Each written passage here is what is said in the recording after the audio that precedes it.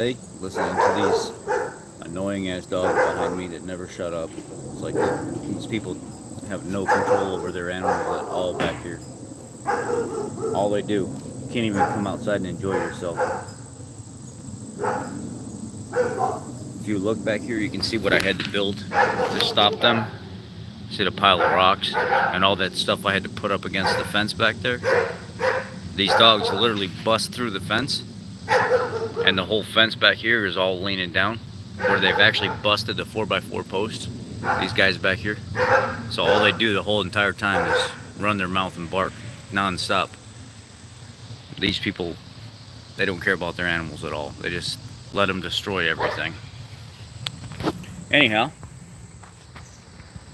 so that's a little disclaimer. You're going to hear some of that today. We're going to actually go answer some questions. Somebody gave me this idea a little while ago. Said, how about reviewing some YouTubers, giving us your opinion on them, seeing as you work in the field for a dealership, and starting my own hobby shop now as well. Maybe you have some insight on both sides of the field, and I do. I've worked on both sides, the independent side, and I still work on the professional side. Independent, still professional, but on the dealership side. And somebody said maybe there's some other YouTubers out there that have comments, questions, concerns that maybe you could do a live and answer while we're all here at the same time. So let's go right to the second phone. Somebody asked me about ChrisFix the other day. He said, what do you think about him? Honestly, I like him. I think he's a good dude.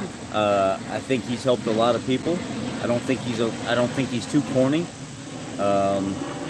He typically does get right to the point whenever he's talking about things.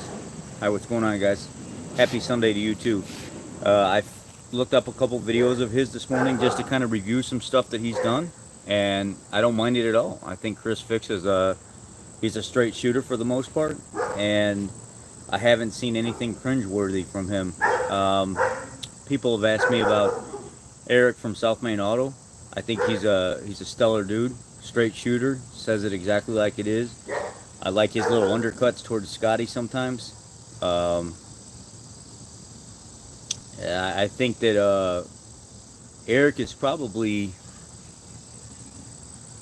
one of the best independent guys that I've seen on the internet. He's good, very, very good at what he does. So as much as I've seen crazy stuff I've seen in the dealer world, Eric is probably one of the top guys I've seen when it comes to looking at things, diagnosing and fixing things. He's good. Brian, Ford Tech Make You Loco, he's definitely good, knows his stuff, especially his 3-valve engines, man. He's very, very good. I don't really go to a lot of channels. Doug, the guy that does all the car reviews, the guy kind of makes my skin crawl a little bit.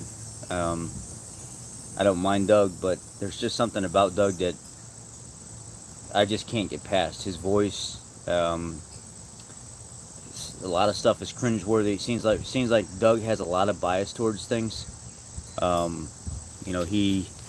He automatically, you can tell when he goes into a video, sometimes he already has a bias towards the vehicle that he's reviewing, so some of that kind of carries over into the review of his video, and then you can kind of sense that as he's reviewing the vehicle.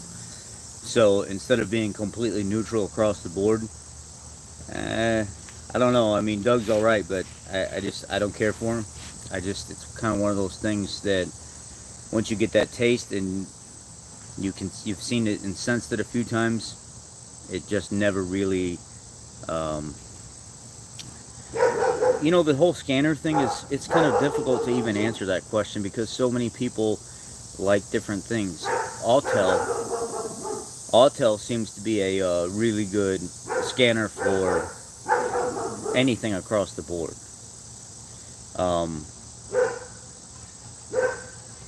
What's going on?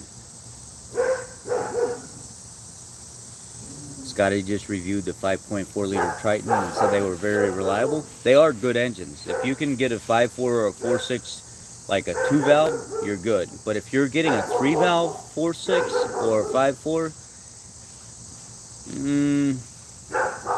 I don't really want to say much more than that.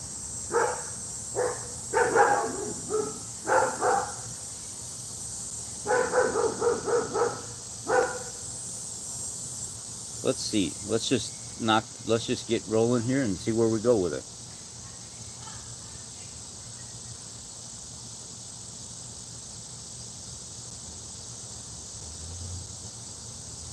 I just literally just now got on.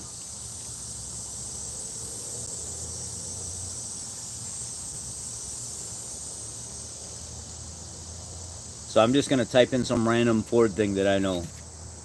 Okay, so this is AutoVlog. 5 things that you might know about your Ford Fusion. You might not know about your Ford Fusion. I don't want to nick the car guy. From what I understand, more Toyota stuff than anything, but he does have a Ford Fusion, so he shows a lot of people about how to fix stuff. So if you're looking for specifically Ford Fusion help, Nick the car guy, he took his Ford Fusion and basically turned it into what it is now by adding all of the accessories and stuff to it, going through like the programming and stuff like that to make everything work. He's really came through a little bit of a journey with his Ford Fusion to take it from what it was with basic and then add all the really nice creature comforts and stuff to it that people would want. So he's really dug into that and kind of really learned the car overall through his own experience.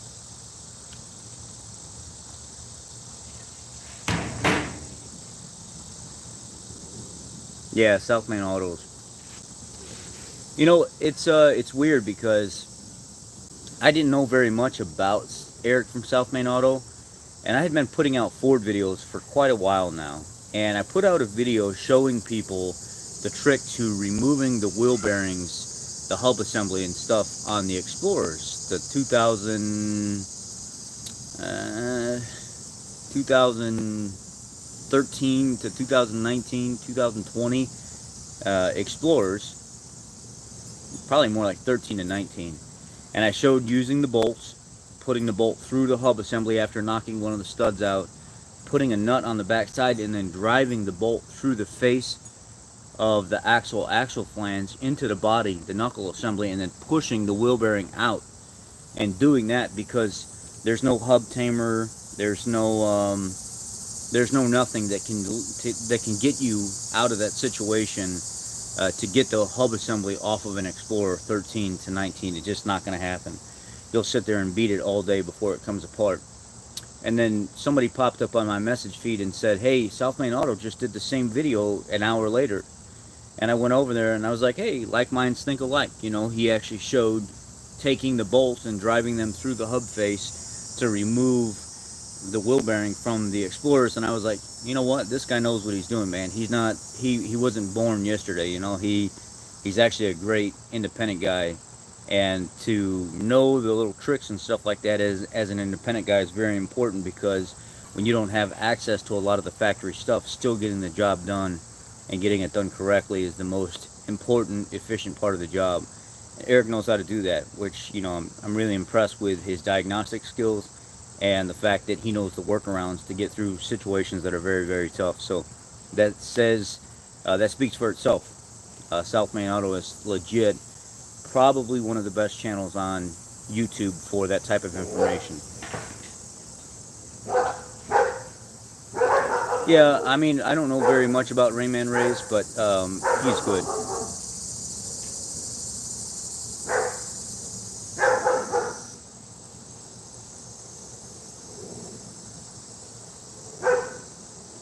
Well, I mean, it's weird because thank you, I appreciate that. It's weird because it's starting to become more and more apparent of what people have said about Scotty. At first they were like, you know, you're kind of wasting your time, because Scotty has come out and openly admitted that his channel is clickbait, and he does use a lot of clickbait titles to get people's attention. He does say that he fabricates a lot of stuff to get people's attention. The problem I have is when it comes to the unsafe recommendations. I don't have a problem with him scamming people to make money. I don't have a problem with him clickbaiting people to make money. Do what you do, dude. Hustle and grind all you want. But don't give people poor recommendations that's going to get them hurt. When you start talking about compression fittings on brake lines, when you start talking about not using jack stands, when you start talking about and playing with people's financial when you start playing with people's financial situation by recommending things and then taking away, and then re-recommending things and then taking away, you mess with their head. You mess with how they think about vehicle manufacturers and automobiles and stuff in general. You really mess with their head when you do stuff like that, because you're thought of as such a superior figure in the automotive community. It's like a man or a woman that plays into each other's emotions and then drops them like a bad habit, and then tries to go back and fix things and does it over and over and over and over and over again. It really ruins a person. And when somebody's constantly doing that with their subscribers, it gets them emotionally attached. The best way, the best way for you to get views on your YouTube channel is by playing with people's emotions. The number one way. If I can play with your emotions and get you upset and rough and rocked up around the whole situation at hand, you're going to comment on the channel more, you're going to talk about the channel more. Negative PR is still good PR, and that's what people don't understand. Scotty knows how to play all that, and the more I see what's going on, the more I see from his channel what he's doing. He's a millionaire because of the situation. He knows how to play into people's emotions. He knows how to be an entertainer. He comes from television. He knows how to lie to people and still get away with it, no matter how unsafe the recommendation is. That's what he knows. So as long as he knows that, he's going to keep doing it, and people are going to still keep flocking to his channel, and he's still going to keep getting them emotionally involved with his channel, and he's still going to keep that leash on people, even though they know he's full of crap, and they want to walk away, but they can't, because now they're too emotionally involved. So they almost feel like they've already spent this much time, this many years, this many months on this channel watching it. How could I just walk away now? Because I'm so emotionally invested that I want to be here, but I don't want to be here, and I just don't want to walk away and say the last few years of following this guy was for nothing. So it's almost like you drank too much of the Kool-Aid, and now the only flavor you like to drink is that type of Kool-Aid, and you don't know any different. And that's kind of what it is.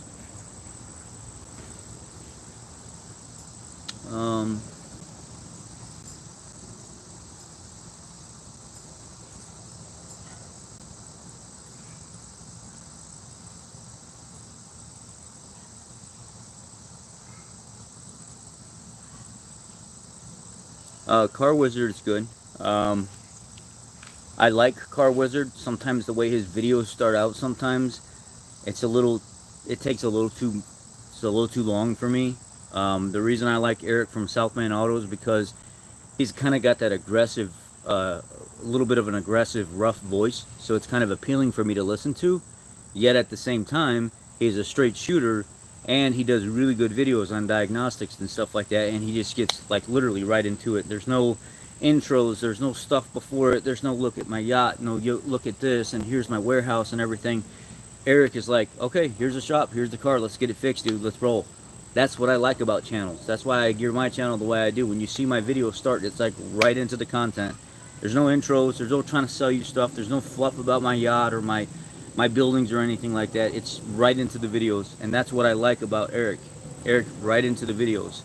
And sometimes when I run across channels that have all that stuff, it really rubs me the wrong way, because I don't like seeing that. I don't like super long intros and showing, you know, like tanks and yachts and all this other stuff. Like the Car Wizard has that stuff on his channel, and I get that there are some people that like that. I personally don't like that. I just want to get into the video. I don't want to hear a bunch of stories and stuff about it, unless, you know, the creator lets me know in the beginning of the video that this is how this video is going to be geared.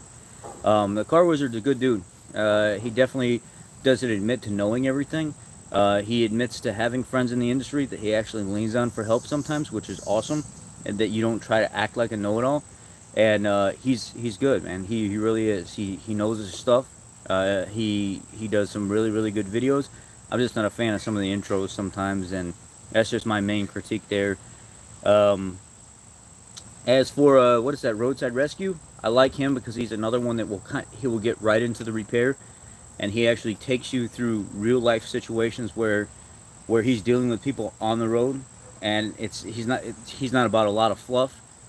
He just gives it to you straight. So I like the Roadside Rescue channel because he's raw, he's real. It's what's going on with that vehicle at that time, and let's just get it fixed. Let's figure out what's going on with it.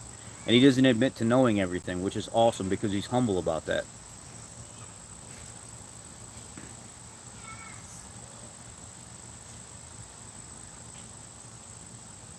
You know, that's another thing that it's funny that you should bring that up, Mark, because I, I find it ironic that a lot of people would stay on Scotty's channel as long as they do when Scotty puts out a video like, my grandson's truck is ruined, he never changed the oil or something like that, and I'm thinking to myself, you're supposed to be, in your mind, the #1 car guy in the entire world, and you're the only one that can do vehicles right. Why would your own family not take your advice?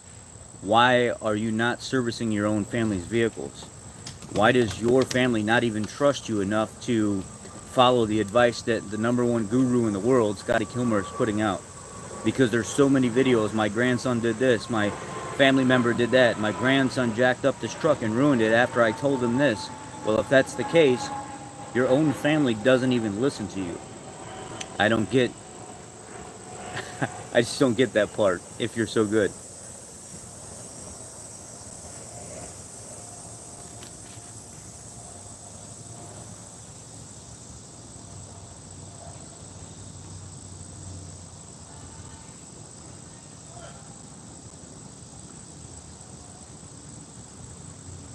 Mr. Subaru? I like Mr. Subaru. I think he's too fast for me. And when I hear Mr. Subaru talk, it's VTQT transfers into a VTQX, into a VTQ6, and a VC38, and this goes on this, and that transfers over to this, and this is a VL1545655. And I'm thinking to myself, dude, stop. Stop. I'm literally going to get freaking Tourette's by watching you spit out these numbers and shake your hands all over. I'm going to go into some kind of convulsion here, or whatever the hell it is. I don't know. Stop. I can't follow you. Maybe it's the Subaru community that's so high speed, and I just can't keep up. And I'm like, oh my god. I got to go to another channel.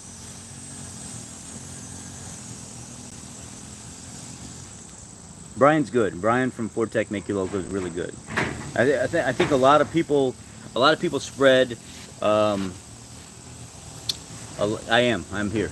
A lot of people spread bad info on Brian because a lot of people say that Brian's not at the dealership anymore because the dealership fired him. Well, that's not what happened at all. And I'm not going to get into spreading Brian's business, but the dealership didn't fire him because of his YouTube channel. The dealership didn't let him go because of what he was doing with YouTube. That's not even close to what happened. But eventually, if Brian wants to tell that or rehash that story all over again, he can, but that's not my business to put out. But a lot of people say that on the internet, and I actually reached out to Brian and I asked Brian what happened, and that wasn't even the story. It's just people have been spreading lies about situations for so long that that's actually what they believe. Thank you for the super chat, by the way.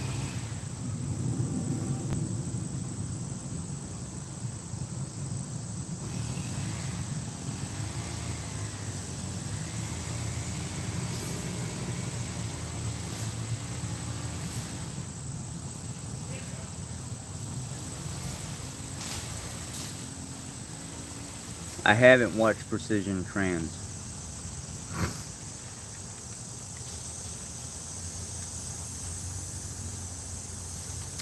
Well, Nicole Martin says, you are a good dude, but I really enjoy your vehicle maintenance items and really dislike your criticism of other channels. Nobody is perfect, judge not.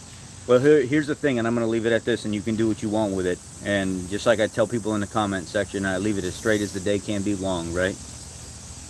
If I critique another channel, it's probably because they're putting out bad information that's going to have people either hurt themselves or they're actually putting out bad information for views and it's going to make them waste their money. And I care about people first and foremost. So your feelings and how you feel I critique another channel are not important to me. My mind at the end of the day needs to be happy with what I did that day. And if that is saving somebody's life, or if that is saving somebody's money and keeping it in their pocket because of bad recommendations put out by other people, that is my #1 numero uno focus. So you can be as displeased with that as you want, as long as you're liking the channel and you're watching the videos for the content that's put out. I'm okay with that. But when it comes to you trying to stop me from doing what I'm doing because of something that you dislike, yet I'm trying to help thousands of other people, I can't take your concern and put that on top of hundreds of thousands of people that watch my video every month. It doesn't work. I still have to tailor my videos to helping people, stopping unsafe events from happening by people making bad recommendations, and actually putting out good content that actually works.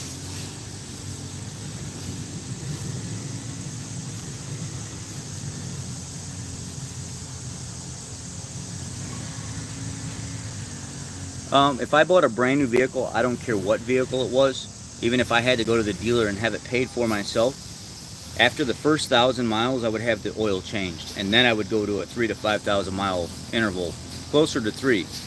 But a lot of people drive a lot of highway miles, so they would go 4. Or I mean 5. Geoff, I appreciate that. Thank you. I'm going to be in the new garage. I was thinking about going by there later because my girlfriend and daughter are leaving. They're going out for the afternoon. I was thinking about going by there and filming that motor from my phone instead of the images that were sent to me on that NV3500 that I have there. I also still have to get the Lincoln Town Car in and get the LSD put in it and the new reinforced girdle.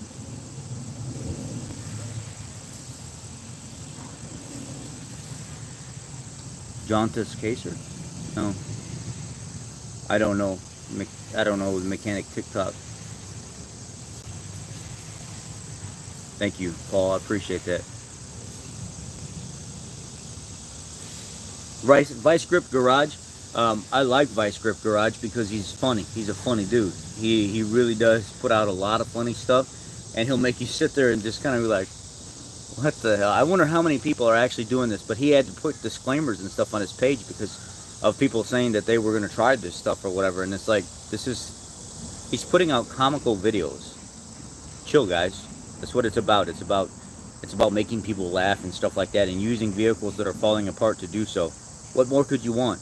If it's in the junkyard and pretty much falling apart at that point, and the guy's just trying to make people laugh, and it's pretty obvious the stuff he's doing is for laughs, to entertain people, then let him entertain. A lot of people get all bent out of shape and they're, oh, look what this guy's doing. That's his channel. That's what he does. And that's what I've come to terms to realize with old Scotty Kilmer too.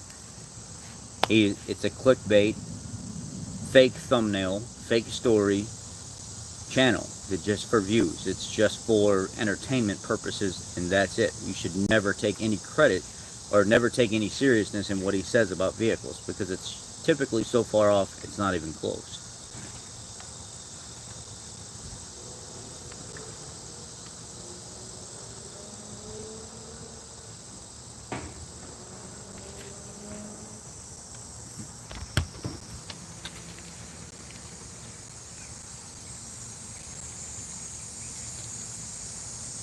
2014 Ford Explorer XLT 4-wheel drive with 3.5 non-turbo, a good vehicle to buy? Absolutely, 100%. One of the best vehicles you ever buy from Ford. The reason I say that is because it's just an outstanding motor. The 4-wheel drive system, service it often. PTU by 30,000 miles, if not sooner. 20 to 30,000 miles, service that PTU fluid. What else do we got? The wheel bearings are pretty crazy to change in them, so make sure you watch mine or Eric from South Main Auto's video on how to remove the wheel bearings. It's very, very important that you understand that system. It's difficult. I got the newest $200 and some hub buster setup that has, it went from like the ½ inch or 1/3 of an inch piece of steel impact area to, they bumped it up to like, I don't know if it's like 1/2 or 3/4, and the whole system itself was beefed up. And I bolted that hub buster to it after I pulled the CV axle nut loose on the back of one of those Explorers, and I went and grabbed a 16-pound sledgehammer, and everybody kind of gathered around at the end of the garage, and they were like, me, a pretty big dude, swinging a 16-pound sledgehammer, I'm probably going to end up pulling the knuckle off of this thing if the wheel bearing doesn't want to budge. I literally hit the wheel bearing with that hub buster so hard that it crushed the face of that ½ inch steel in on the end of it. And at that point I was like, you know what, you cannot under any circumstance just hit the wheel bearing on a Ford Explorer from a 13 to a 19 and get it off. It's impossible. it ain't gonna work. You have to drive it out with a set of bolts like Eric showed or I showed on my channel, or you have to use a lot of heat, which I don't recommend anyway because it's real sensitive back there. So you got to put a set of studs through the flange of the CV axle, or the hub flange, and you got to drive them through the flange with a nut on the back to pull up against it. And as you pull up against it, the bolt drives into the knuckle face. And you can put a piece of steel there if you want. If you don't, it's not going to hurt anything. It'll make a little dimple, but it's fine. And it'll drive that wheel bearing right off. You just strategically bounce back and forth. That's the only hard part about that vehicle, and the water pump. The water pump, typically about 140,000 miles is what I see max on them before they start leaking. But that's a behind the cover water pump. So you're talking, depending on what garage you go to, you could pay between 8 to 11 hours for labor, depending on what they want to do, how long it's going to take, if they've had any experience doing it, if other things are screwed up while they're in there. It's typically around a 9 to 10 hour job on average. Timing chains, you know, they start making noise and stuff, 120, 140,000 miles on those.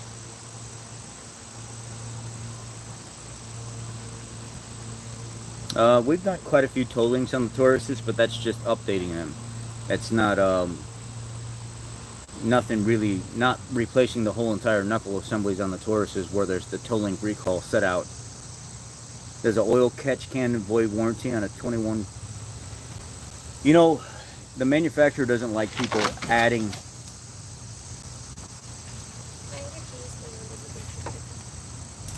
They're in the house. Yeah. I think they're on the counter. She can get out.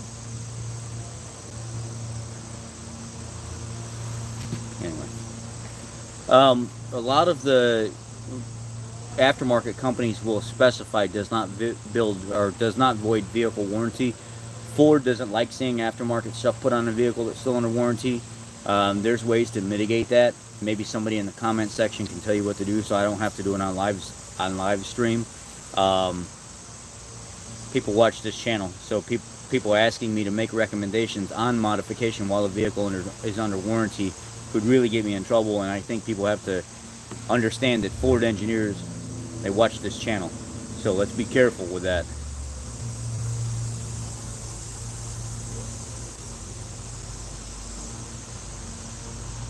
The catch cans do work. They do help clean up the situation quite a bit. Let's just put it that way.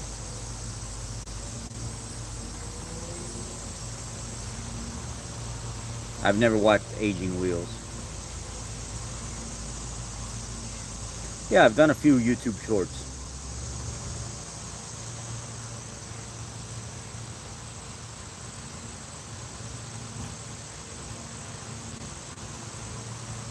Paul, I'm going to keep doing those as they come out, because even Ford likes the fact that I'm telling other people about those technical service bulletins and those recalls, because it saves Ford the hassle from having to deal with customers that don't come in to get stuff done, and we need them to come in and get stuff done for safety reasons.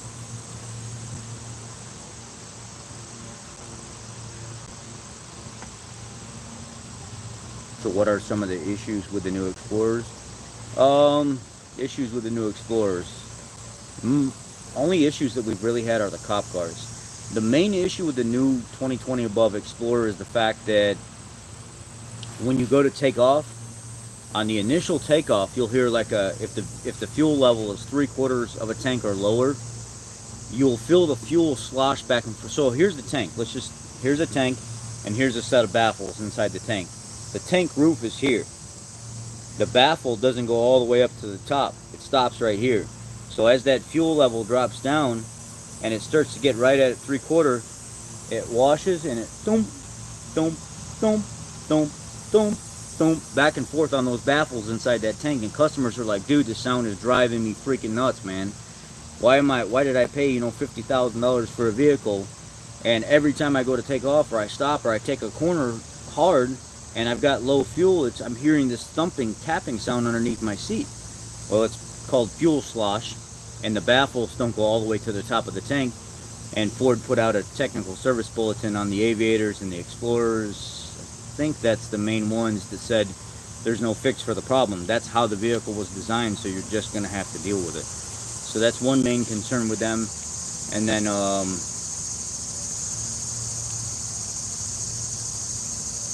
see, what else have I had?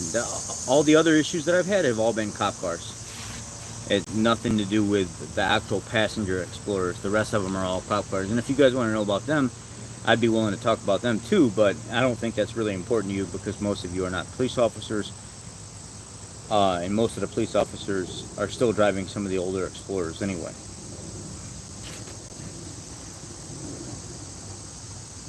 And thoughts on the new Maverick? No, I really don't have any thoughts on the new Maverick just because I haven't really looked into them. I haven't seen one yet.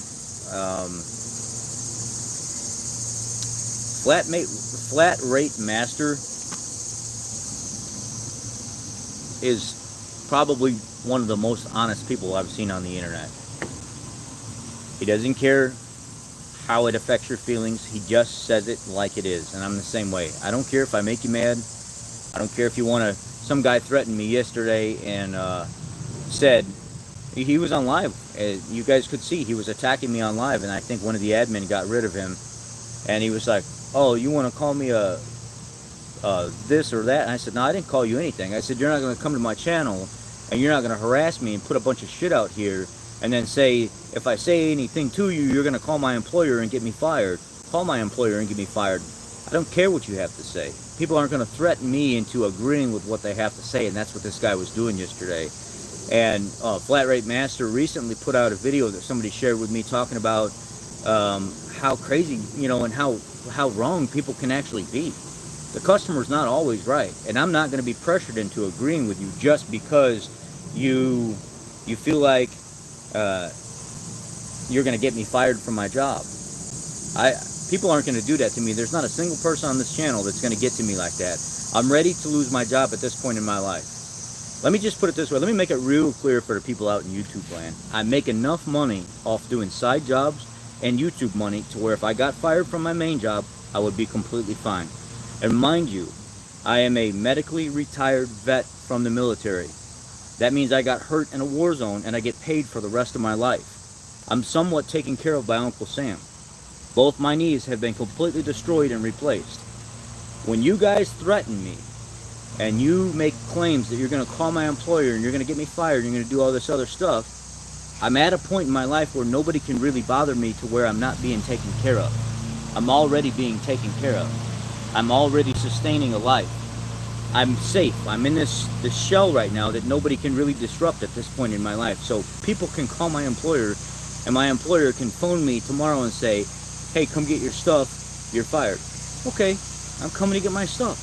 I've got people lined up for me to do work already from YouTube that want me to do their work, but I love my job. I love what I do, and I love working for Ford. But the more people threaten me, the more it makes me want to start pushing back to prove them wrong. You're not going to scare me. And this guy came here yesterday, and it reminded me how I responded to him, reminded me a lot of Flat Rate Master, where the guy says, "Well, I don't like how you're responding to certain things, and I don't like how you're telling me I'm wrong and everything else. Boy, I'm going to get you fired." And he had this like ghetto slang stuff going on, just like the typical person that you would think that you're dealing with saying all this stuff. And the guy's making these threats, and I was like, okay, do what you got to do, man. Do you really think that you affect my life? Do you really think that you can call my employer up and get me fired because of your little feelings? It's nice to be at that point in your life, because then people don't, they can't stop you from being who you are. You want to go inside, girl? Flat Rate Master he's honest. He's good. He talks about the bad techs in the industry. He talks about us needing to fix this problem. He talks about the good and the bad. I like that guy. Probably one of the most honest guys on the internet.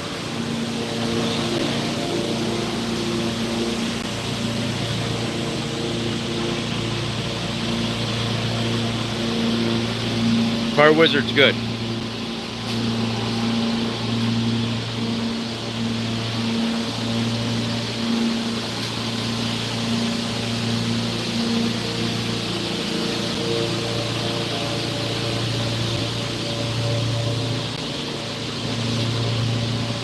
This is an S21 Ultra. The thing with this phone, hopefully this guy, you got landscapers back here that just decided to start cutting the grass. It's an S21 Ultra phone, but if you don't have it fully charged when you're recording, and say it's at like 30% or something like that, this phone heats up super quick and it will actually start turning on and off. You won't be able to sustain recording for long periods of time. So it's got its quirks. The quality is superb compared to other phones, but it has its quirks, and eventually you start to learn the little quirks and how to work around them. So if you're looking for a good videoing phone or something, S21 Ultra is a phenomenal phone. Let's see if we can go further away over here.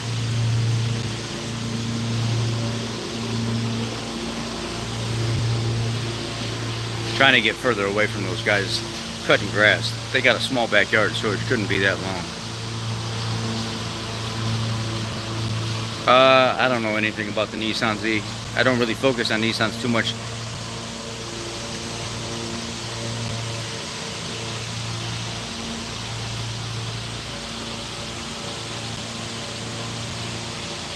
Yeah, this does 4K HDR. It does. This phone does what other phones won't do.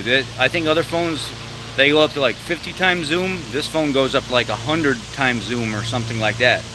And Samsung wanted to do something different than other phones were able to do, and they were able to create this. So like when I went to the store and I'm looking at all the different phones, I stood at one side of Best Buy and I was shooting across the store to see how nice the camera zooms in, and the quality of what I was able to see with the Samsung at 100 times zoom versus like the iPhones and stuff like that was unbelievable. That's probably the reason why the phone heats up so much, is because they're really trying to maximize everything inside this phone. And if I didn't learn this phone, I could probably destroy this $1,300 phone very fast by doing it all the time. Now I realize that when I get on here, I need to have this phone charged.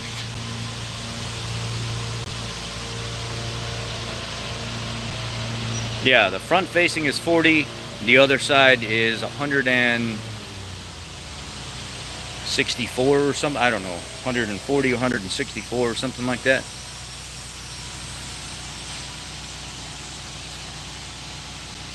$108, whatever the heck it is. There was none of the other phones that were even close to what this phone could do when I was looking at them.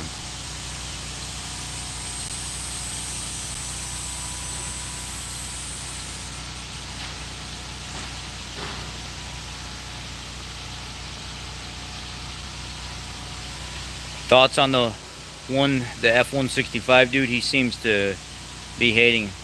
That guy's looking for clout, and I'll tell you exactly what's wrong with that guy. That guy is he's got that hood type mentality.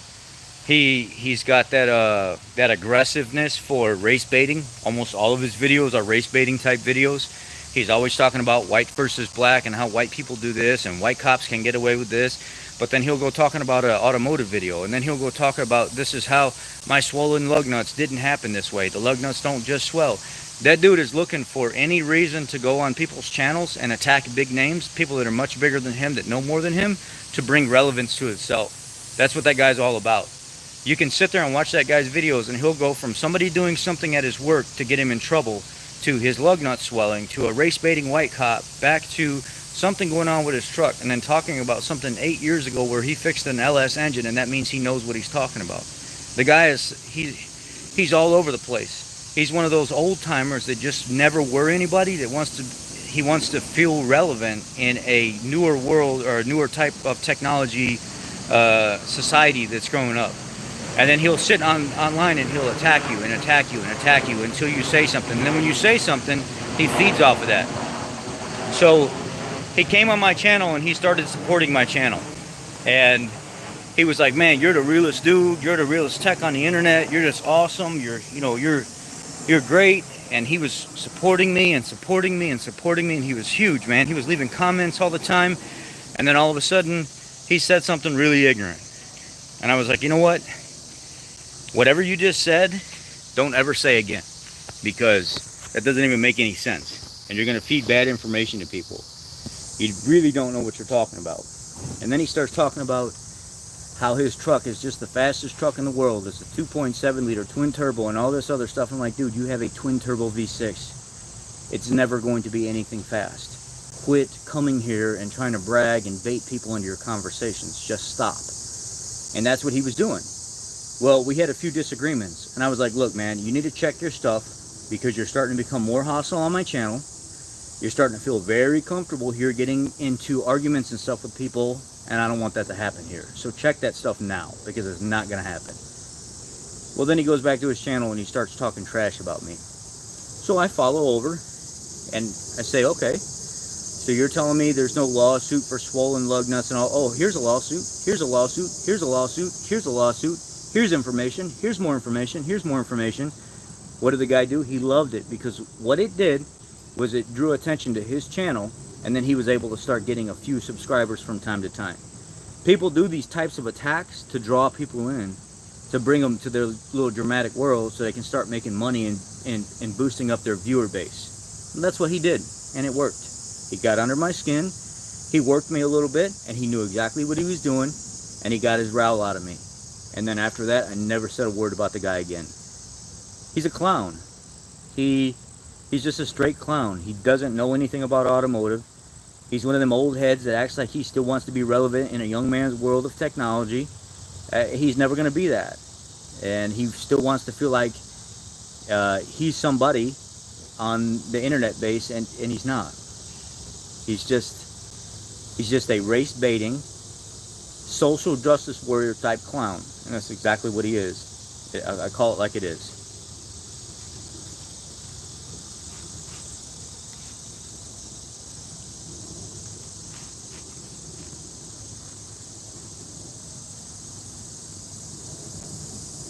ChrisFix is good. He's good. He's a straight shooter, man. He just gets right into his videos. There's not a lot of bunch of garbage talk or whatever.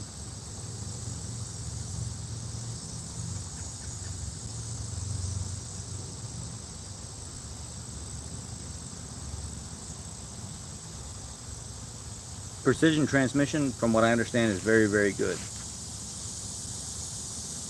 The way I see it is if you treat me right and I treat you right, that's all that matters to me. I don't care about your skin color. I don't care about your weight size. I don't care about what your education level is. If you're good to me, I'm going to be good to you, and that's how it is in my life. I don't see race. I don't see anything. I've dated Puerto Rican girls. I've dated Hispanic girls. I've dated black girls. I've dated white girls. I've dated all of them.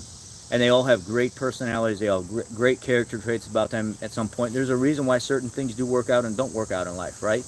But that doesn't mean that because I'm not going to feed into somebody's race baiting questions or something like that, that I'm a racist or whatever. That's not the case. I just don't want to partake in that stuff. It does not affect me in my life to the point where I want to start answering your questions where you're trying to pin color against color. I think that's disingenuous to do that. I think we need to quit doing that stuff. We need to quit getting involved in conversations with people like F165, where he's literally part of the reason why we're having the issues that we're having in society is because of people like him. Do you know how many people of color have come to me after checking that dude and actually putting him in his place about the stuff that he was doing that said, thank you, I'm a person of color and I hate the fact that he does this to us all the time. That's all he does, and it makes no sense what he's saying. It's always about pinning color against color with him, and it's just, it's disgusting.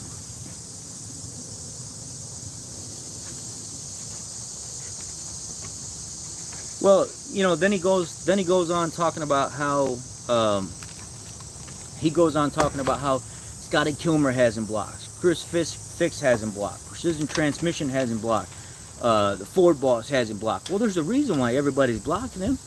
I mean, you put your foot in your own mouth when you say stuff like that. All these people got me blocked. I wonder why. I must be speaking some truth. No, you ain't speaking no truth. You just don't know how to speak.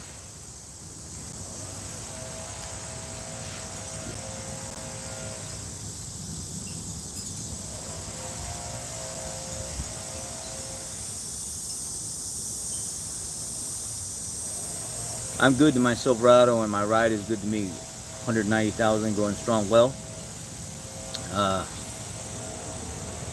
my girl's truck, her Sierra, she's got 150, 160,000, runs great. Her father has got a Sierra as well, Z71, and I think he's got over 100,000 miles on it. It runs great. He just had it in the shop for toe links. The toe links went bad on that truck, which is common, and both upstream oxygen sensors had to be replaced. It was $777 for 2 toe links and an oil change and upstream oxygen sensors.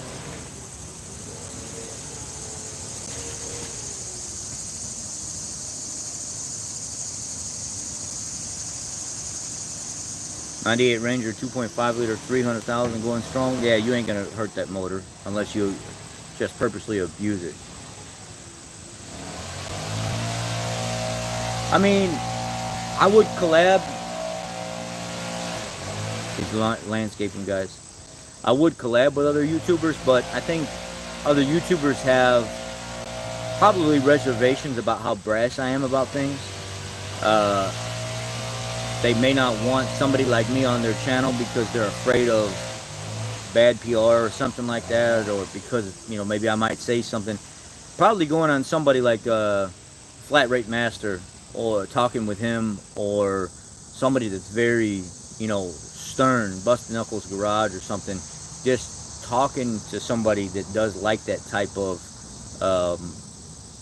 forwardness would probably work, but a lot of people don't like how forward I am because they think that I might say something that could maybe make people second guess something that they say, because I'm not gonna lie about stuff.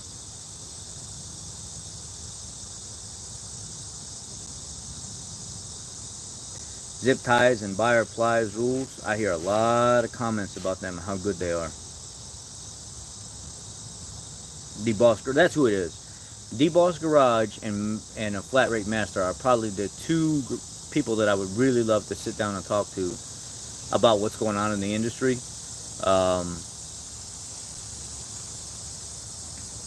Because they love honest talk. They don't hide stuff. Eric, the car guy?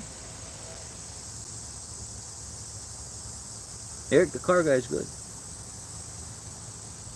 He's good. He just needs to blow up, is what he needs to do. He needs to get a lot more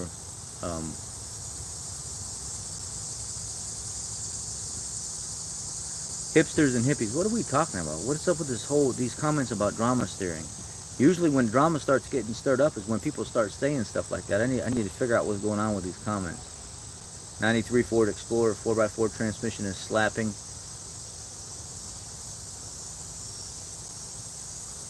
Was it slapping because the chain inside the transfer case? Did I have a chain on that transfer case? I forget now. Because it's wore out. I've had them do that to where the transfer case itself, the chain inside, starts slapping up against the case.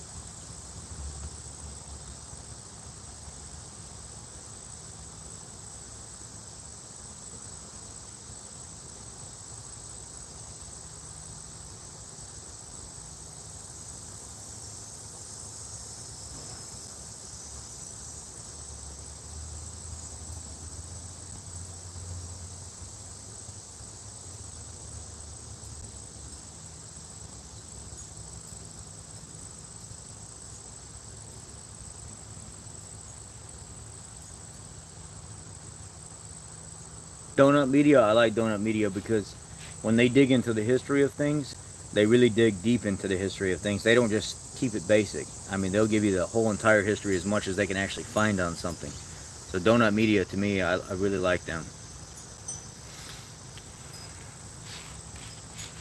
Opinion on using an oil catch can on a 6.0 diesel. I don't know if that'll help that motor.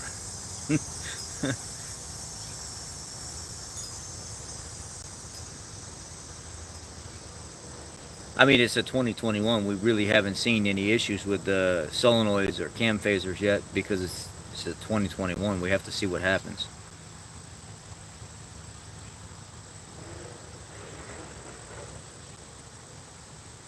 son has a 2K F50 4.2 470. Oh, it's a great motor. Why won't your dealer fix your car in a warranty? I don't know. I'm not exactly sure. I don't know your situation. Project Farm is really, really good, and I like his reviews on things. Sure. Big Shot Punjab says, congrats on the new box, bro. Thank you. Appreciate it. Tried to get the Mac Daddy of Mac Daddies, and I ended up getting the Mac Daddy of Mac Daddies.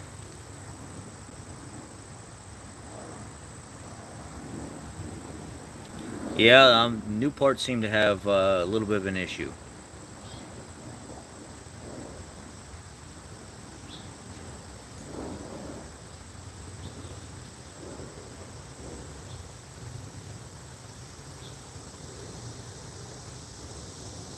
What's my opinion on the 7.3 engine? Which engine are we talking about? The diesel and the gasoline engine are probably, the diesel for sure, the best diesel engine that they put in their trucks.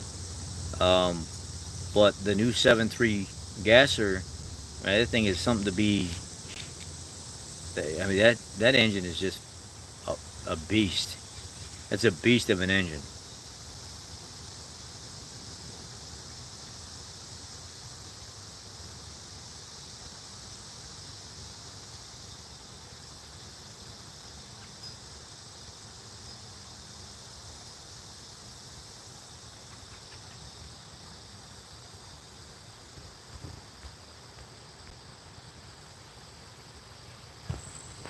One pug life. Oh, slipping? Ask your question again, Gordon fan, please, and add slipping to it, so I don't have to go back and read the whole thing, if you wouldn't mind, please. For the 2004 Ford F-150 Triton engine, what's up with the spark plugs? The engine have to be warm for removal. Well, there's a lot of information that has come out over the last probably 6 or 7 years on how to remove the spark plugs on that Triton engine. When I was in one of my advanced diagnostic classes, they were saying they went away from removing the spark plugs on the Triton motors slow. They actually use an impact, and they'll kind of get on it with an impact if you can get in there, and they'll hit it hard, and they'll let it jar it. And if it's going to jar it and knock that rust or that corrosion stuff loose, it'll do it quick, and they'll try to pull it out quick, because if it's going to pull the threads, it's going to pull the threads. Guys that were going slow, it was still causing too much of a problem and eating up too much time, and they were still damaging the threads in the cylinder heads anyway. So what they started to do is they started testing these different methods out, and when they got a 3/8 impact, they would actually get on the stud, or like a really heavy duty, like an older Snap-on or Mac pneumatic ratchet, and they would hit it hard, and as soon as they would jar it loose or get it broke loose and hit it with that, they would work it, and then they'd run it back in if it would stop, and then they would work it, and they wouldn't try to go easy with it, because going easy with it was actually ruining the threads more. And I think the rule of thumb is about 140 to 150, 160 degrees operating temperature, and then shutting the vehicle off and then pulling the plugs. They say that's kind of like the sweet spot, where it's not too hot or it's not too cold, and it has just the right amount of expansion to pull them plugs out of there.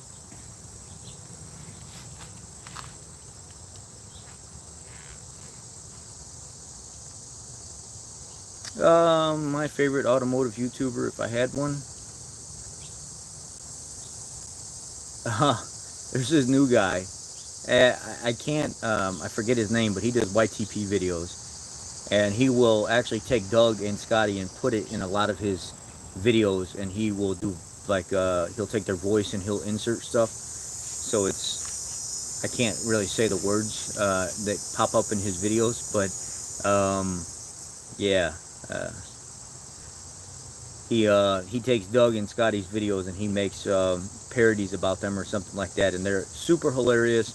A lot of sexually explicit things get said in the videos for entertainment. I watch some of them, and then for seriousness, if I do watch anything, I like stuff like Donut Media, where they actually talk about the whole entire timeline of a product. You know, this phone was originally made in 1912, and then in 1913, you know, they seen the revision and a need for it, and they just kept going and going and going. I love those timelines by Donut Media and the history on certain cars and stuff like that. They do a very, very good job whenever they come out on their timelines and history of things. 802 Garage is good. Other YouTubers on here like Panther guys, if you want to actually look up some good Panther guys, I'll show you some of them real quick. So if you have a Mercury Grand Marquis, a Lincoln Town Car, if you have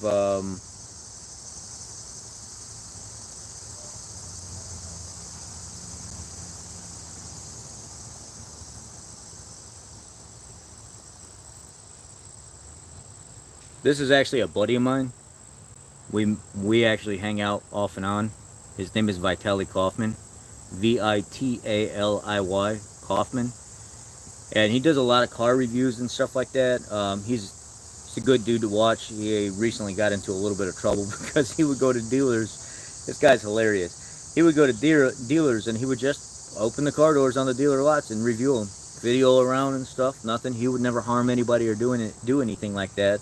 And one day the cops actually showed up and was like, basically, what the hell are you doing, man? You can't just go showing up and go in cars.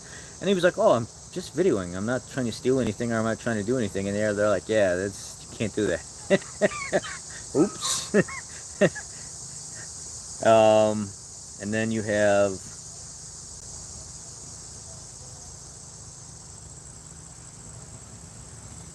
here's another Panther platform guy, straight shooter, no crazy intros, no nothing, just right to the point. Doesn't BS nobody, doesn't get paid anything. Literally just gets right into the video and starts showing people free giveaways. People can send him stuff and then he'll actually, yeah, 4.6. But anyway, it's Panzer Platform, Panzer Platform. And he's got a specific reason how Panzer came about. I don't think it's what we would typically think. And then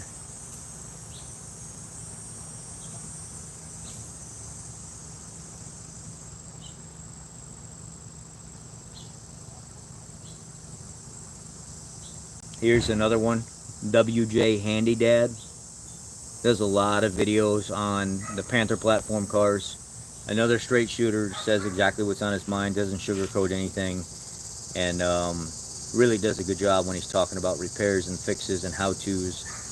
Some of these guys are a little underrated and undiscovered, just for the simple fact that they're smaller YouTubers and they don't really get out there like that, and they need to. More people need to start watching their stuff. I found that somebody said recently that Mr. Random Reviews, he's off the internet now. He's focusing more on his own life with his family and stuff like that. So I wish I could say what I really want to say about that guy, but because he's not on the internet right now, and I know he's trying to focus on his own life, I'm not going to say what I want to say. I have something big coming up. I'm actually going to sit down with the company CanShift that build the computer and the paddle shifters for the Panther platform cars, 2006 and above, or if you have drive-by-wire and above. I'm actually going to go sit down with them. I think it's the second or third week after reconfirm in September, and I'm actually going to get their story out. They're actually going to let me tell their story and get you guys some real raw footage right from the maker of the product himself. Now, how many people out there, unless they're multi-million subscribers on their channel, where companies give that chance to do stuff like that? He was like, you know what, let's talk, man. I'd like to break my story. I'd like to let people know exactly how I came about to making these computer systems for the cars and stuff, and where the product started and where it's at now and what's in store for the future. So we talked. He watched some of my videos on the CanShift. He really liked my videos, how honest I was about the product and how I've been discovering how to use the product more and more. And he was like, I think this is going to work. I'd love to sit down with you and I'd love to break the story with you on how I came about. And I'd like for you to have the story put out on your channel. So that's going to be good. That's going to be an awesome, really big step for me, and other companies trusting me to review them, and they love my candid honestness on the type of videos that I put out. Sponsors, no. No sponsor. just being honest about things. I actually paid for the product. They didn't sponsor the channel or anything like that. I actually went out and paid the $299 so I could review it for you guys. And then through the reviewing it for you guys, I reached out to them and we were talking back and forth. And it just kind of came about.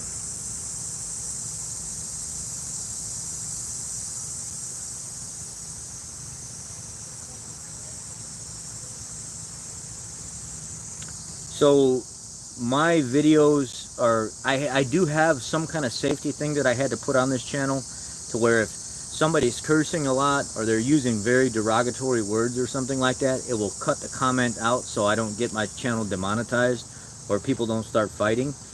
So if there are comments that have a lot of negativity and a lot of, even when I get pissed off at somebody and I'm like, hey, you dumbass, or whatever, why don't you go find some other hole to blow smoke up or whatever, it will delete my comments. It won't even let me do that. So I know if people say something like that back to me, it will definitely start to shadow those comments and it will kick it off. Now, if somebody has something really critical to say or some kind of constructive criticism and they pick the appropriate way to say it, a lot of times it does let it through. Sometimes people just misspell the words purposely, but still get the swear words across by, you know, I get called names like, you know, fat this and that, and you chipmunk, and meth teeth. Yeah, one guy, instead of saying METH, he said MBF, and I knew exactly what he meant. The reason my teeth are like they are is because as a child I was abused very badly. I have scars all over my body, literally scars all over my body, where I've been cut open, tortured, locked in rooms for days on end with nothing but buckets to shit and piss in. And there's a whole story on the internet about my life and how I was abused as a child and how I eventually went through 13 foster homes before I became my own adult at 17 years old. So some people here know that about me and some people don't. And people online can be really rude and very, very, very mean. And they don't care about your life or what you've been through. If you guys are interested in the article on my life, you know, on the story of you know, them finding, it was like $4 million worth of cocaine, $250,000 worth of marijuana, something like 17 or 18 handguns, so many tens of thousands of dollars in cash and stuff in the house whenever the police came in.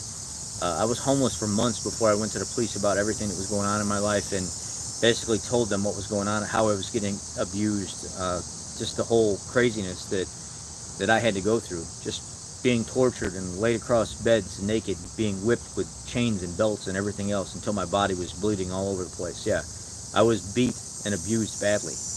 I was hit in the mouth all the time. Stuff was thrown at me.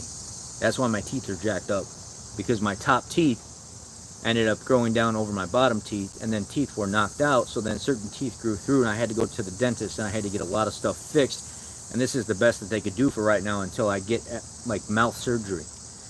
So there's a lot of things in the beginning that were really bothering me and the way I felt, because it was bringing up a lot of stuff from my past and making me like rethink about all the bad things that happened to me, where I had to go into my safety settings on my channel and I had to actually turn some of the sensitivity up to start filtering a lot of that stuff out so I could focus on the channel and not people just blatantly want to be rude to me and just tear me up.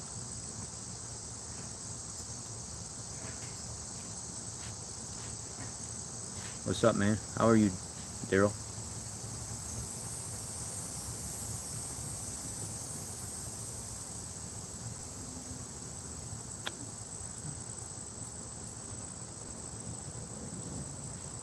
Barricade Garage. I'm not sure I've heard of them.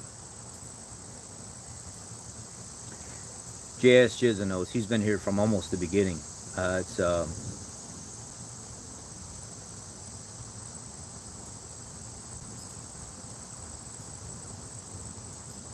I'm just saying, RC, I don't know if that's, I noticed that when I like your guys' comments, like if I go back and I drop a heart or something, I like everybody's comments. Even when it's negative, I like it.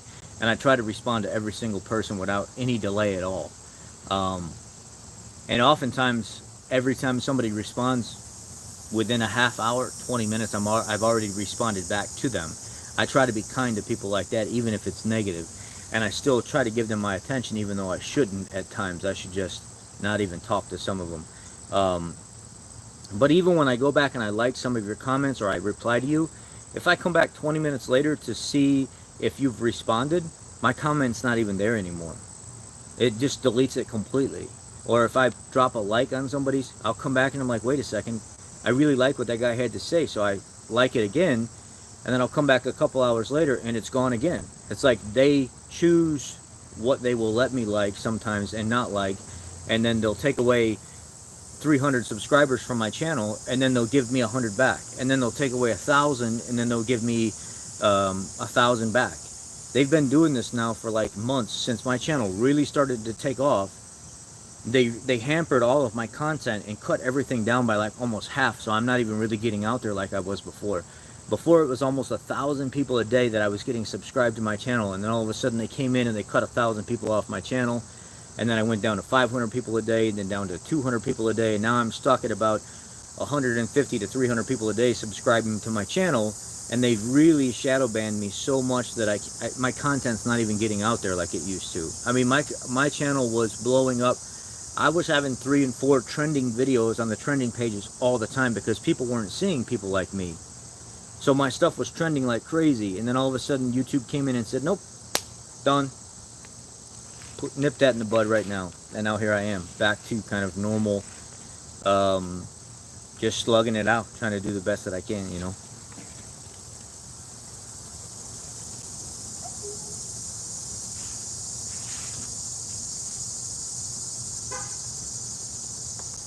Pine Hollow Diagnostics, I like. Doug DeMuro, I like, but I don't care too much for, to be honest with you. I don't like his review videos. I find there's a lot of stuff that is very biased in his review videos. I find that his voice annoys me a little bit. Love you guys. Okay, go to your play date. I'll see you later.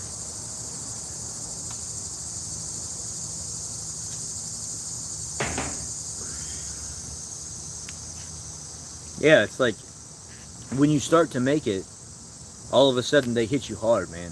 If you really start making a lot of views and making a lot of money on YouTube, they'll find a way to come in and slow all that down. They'll start pulling all that away.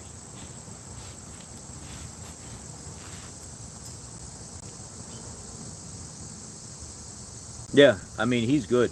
I like when he brings his wife into it sometimes because she's kind of funny as well. So Eric's, if I had to pick my very, very favorite, like, straight shooting YouTuber on automotive repair, I would honestly have to pick Eric from Southman Auto. I would. I see there's too many big YouTubers that don't admit that they need help, and then there's too many YouTubers that are big, they go to bigger YouTubers, and they're not afraid to leave their comments up there, but then when they come to my page and they leave comments asking me for help here, and they don't watch the video all the way through, and then they get the answer, they'll go ahead and delete their video. It's like they don't even want people to know that they were here, so they delete their comments from my channel. But I get to see that they've actually commented on my channel. There's been several big YouTubers that have done that, but when I go to other people's channels that are much bigger than them, they're okay with leaving their comments and stuff there because it doesn't make them look bad. I don't understand the YouTube popularity scene. It's all a bunch of bullshit. Eric doesn't do that. He just talks to people when he talks to people. If he doesn't, he doesn't. He's just a straight... He's probably my favorite YouTuber, honestly. Me and him do a lot of the same stuff. We say a lot of the same stuff. We think a lot alike, but yet we're... I don't know. I really like the guy.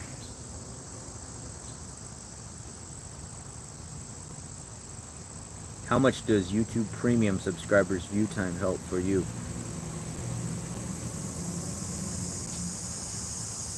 I don't know. I don't know how all that works. People lately have been asking me to really come up with some channel merch. One guy was like, what you need to do is we need to turn your beard into an animated beard, and you need to put it right on the front of your shirt, and then something along the lines of F your feelings with a wrench underneath it, and just have the golden beard underneath. And I was like, oh my God.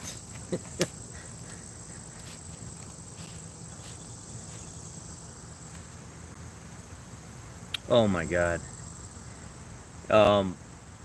Yeah, so a couple people shared Scotty's newest video with me. about duct tape everything. This is literally how you know this guy is trying to reach for views so freaking hard. It's pathetic. It's like the dude that's never had a girlfriend that's so thirsty that he'll bring lunch to school for a girl. He'll lay the carpet down in front of her feet as she walks into the room or something like that. He'll come paint her toenails for her after she's trashed him for a week straight, and he'll still simp and do these things. Scotty's video was the cringiest, or this was probably the cringiest video I've seen so far. Somebody shared with me the other day and said, what do you think about this whole duct tape video? Yeah.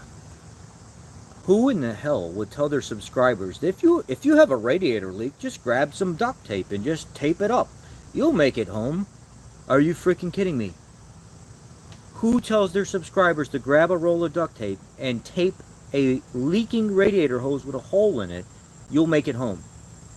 Do you know how quick that coolant that's piping hot, especially when it starts to run low, and the steam coming out of that hose is just going to melt all that glue right off that hose, and you're just going to piss all that fluid right out, overheat the engine, lock the engine up, everything else? I'm thinking to myself,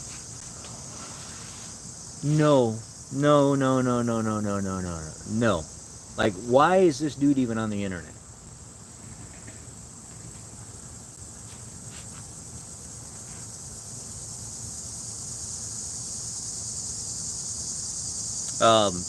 Another one that you guys would want to watch, now that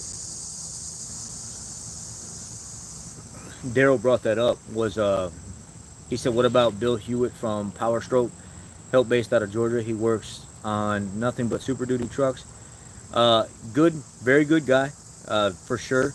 The other person I want to mention is this guy right here.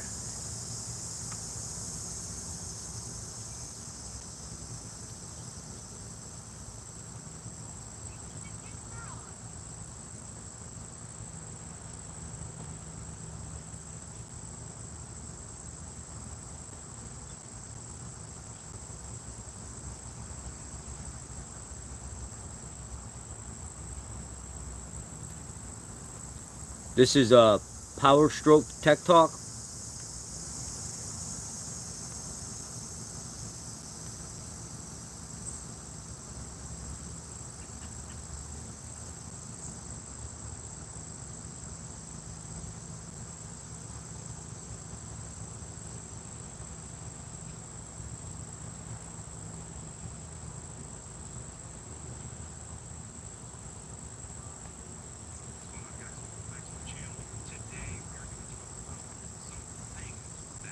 Going to look at when trying to purchase a used Ford 67. Everything we're going to go over is my opinion, and we're going to highlight some important things to check so that you can make an accurate decision of whether or not this is going to be your next truck. All right, guys, let's check this out.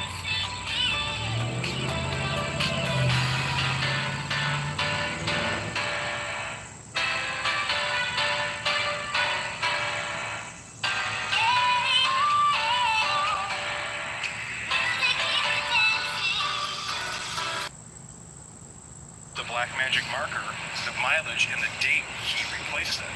But if you don't want to take the air cleaner without, this is an easy way to check.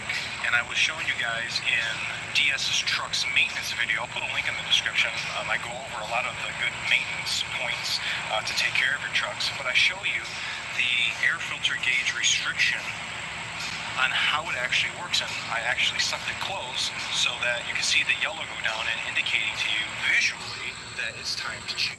Anyway, he's a good dude. He doesn't just work on Powerstrokes. I've seen him work on like 6.2s. He's done valve springs and stuff on them. He's a good guy. I would check him out for sure. He's here on this channel. I'm subscribed to him. He's subscribed to me. We're both Ford techs. I'm just getting back into the diesel field, so I probably will be relying on him in the future just to kind of get me brushed back up on some things so I can get rolling again. I've been gas and interior work for years now. After the dealership didn't have anybody do that, they switched me over. When they switched me over to that, I really took off and excelled in that area, and now I do a lot of that stuff, a lot of small bore engine stuff. But you know, back into the diesel stuff now. I just pulled my first 6.7 in years recently, and it's sitting on the engine stand right now waiting for me to tear it apart. But there's been so many small jobs coming in where customers need their vehicles back. They've been putting me on those small jobs, and now I'm caught up to the point where I can get back to taking that engine apart. But definitely go check out Powerstroke Tech Talk with A-Rod.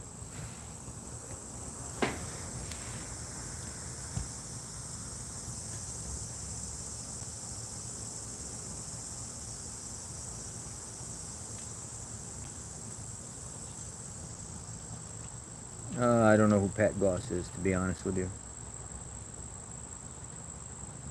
Yeah, I like Peter. Peter's definitely good from Toyota Maintenance. He's really, really, really good.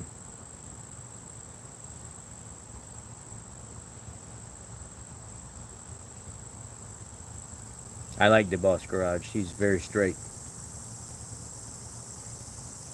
Did I watch Trump last night? No, I don't. I don't watch any of Trump's stuff anymore, to be honest with you. Um, I'll just be straight with you guys. I was a Trump fan.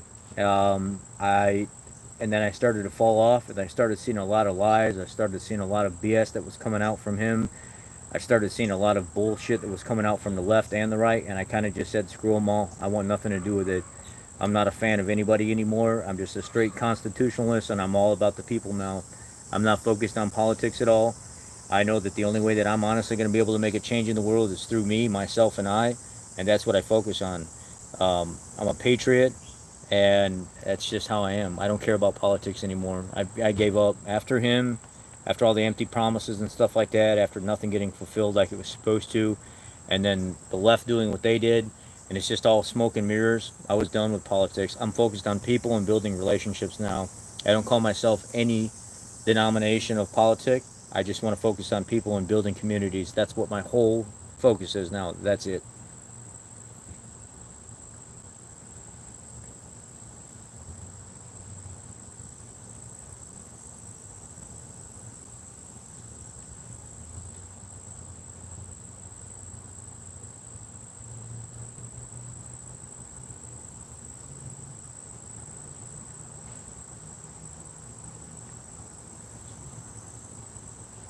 So, the best guy, and let's take a moment right now. Uh, I'm gonna get emotional about this, and I don't know why. I'm trying not to. Um, Damn it, Daryl! Why'd you have to do that? Every time I think about Diesel Tech Ron, I get sad. I get really, really sad.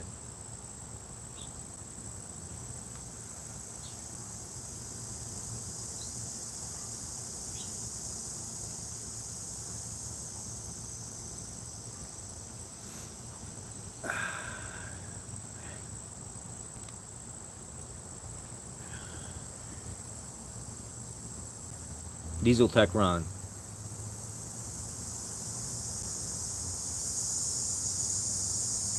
The goat of Diesel Techs. This is literally the goat of Diesel Techs. There's not a man on the face of this earth that helped people as much as he did for free. Didn't never ask for a dime. Never asked for a single dime.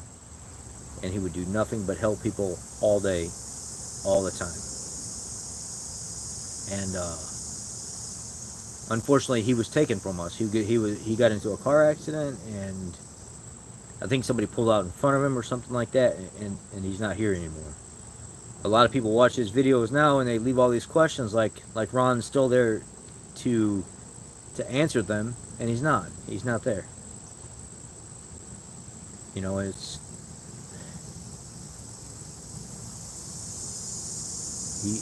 that dude helped me a lot, a lot.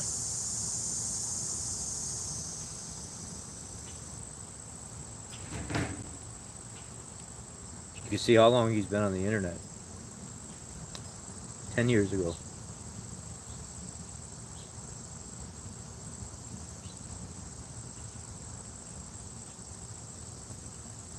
This video is from 10 years, 5 years, 5 years, 5 years, 7 years.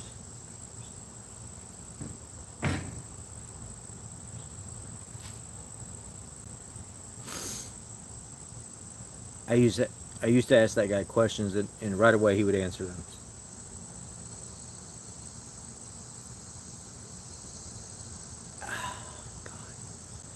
Daryl, why'd you have to do that, man? Ah.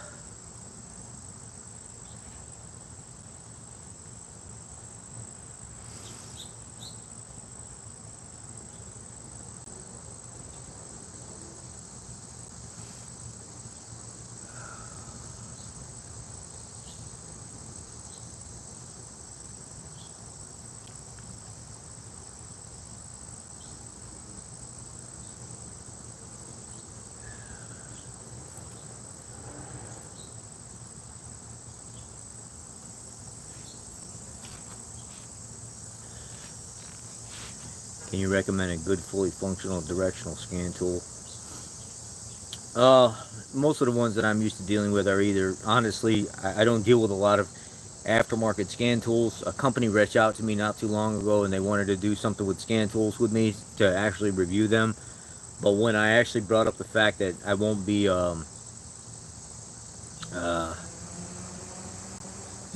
I won't be, like, I won't let people sponsor the channel just because I don't want to be controlled by them.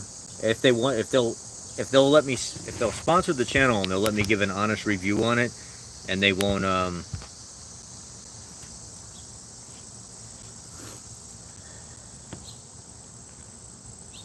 yeah. If I can say something bad, if I feel like the product's bad and I can say it and they won't come after me for it, I'd love to do that.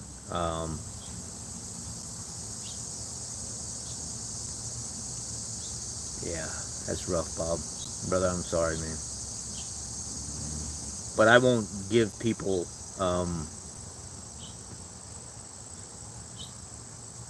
I won't give people my time if I can't be honest about something.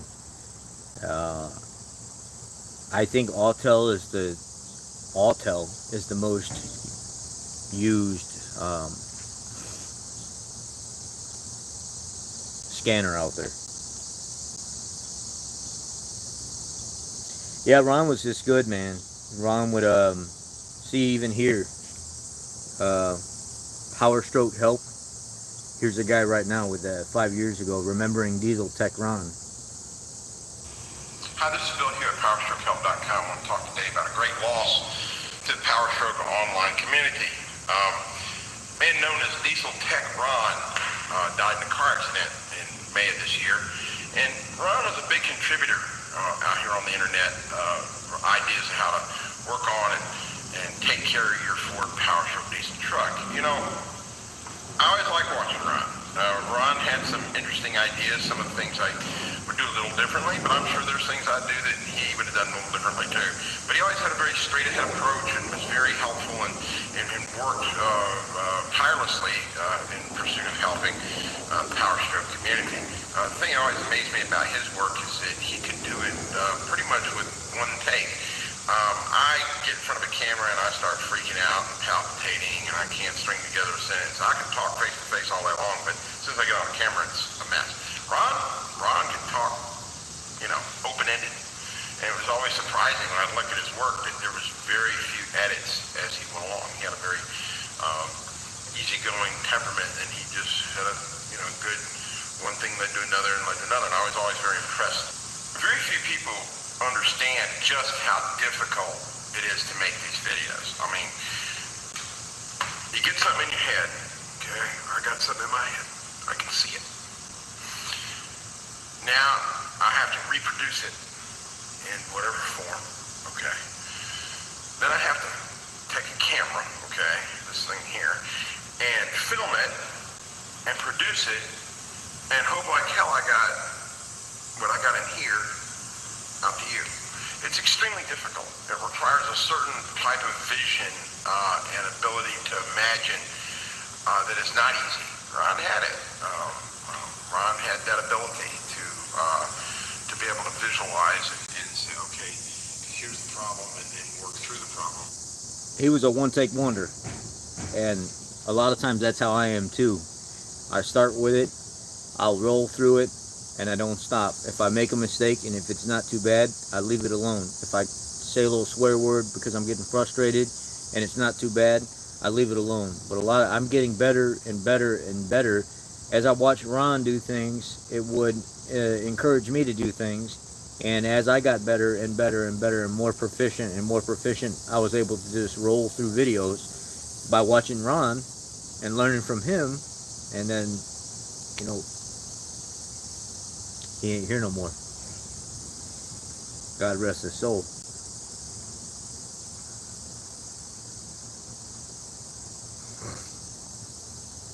I mean, he'd teach people how to test the computers in their Powerstrokes right in the driveway. I mean, he would teach people how to do stuff within minutes of trying to figure out and diagnose what was wrong with their Powerstroke right in their driveway. It would just be you know, 15, 20 minutes, and you already knew what the problem was when you started listening to him. He would teach people how to circumvent and bypass a lot of the diagnostic steps and just go here, look at this number, and this number, and then let us look at, compare it what these number readouts are, and this is how we know exactly what you need, and you don't have to do all this other useless stuff that you never really should have had to do anyway. He was one of those type of people.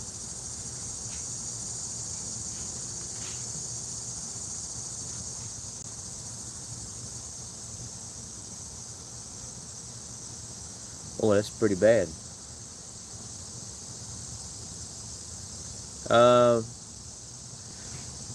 That should give you the answer right there. That, I like their 80, or what is it, the 80T10 or the DT10, 8010. That big tablet scanner with that wireless connection. Oh my God. Man, that thing could do so much stuff. It run every module on board on this thing, make it do all the tests and stuff like that. I like the Mac scanners.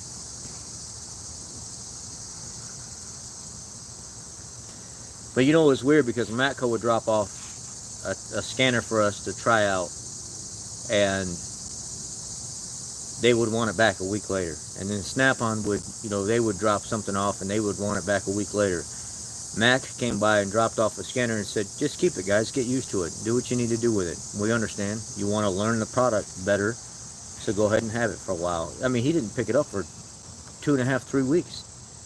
I was like, so what do you think? And we're like, you know what? We actually got really used to it. It's a really, really good scanner for our stuff that's non-OEM based that we deal with. And we'd love to just purchase this scanner from you. And we did. And it's just absolutely amazing.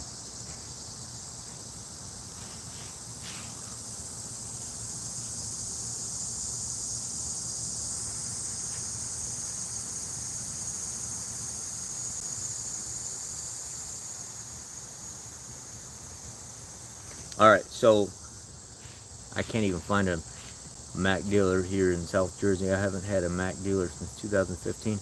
Yeah, some guys, they come and they go. You know, it's, let's see.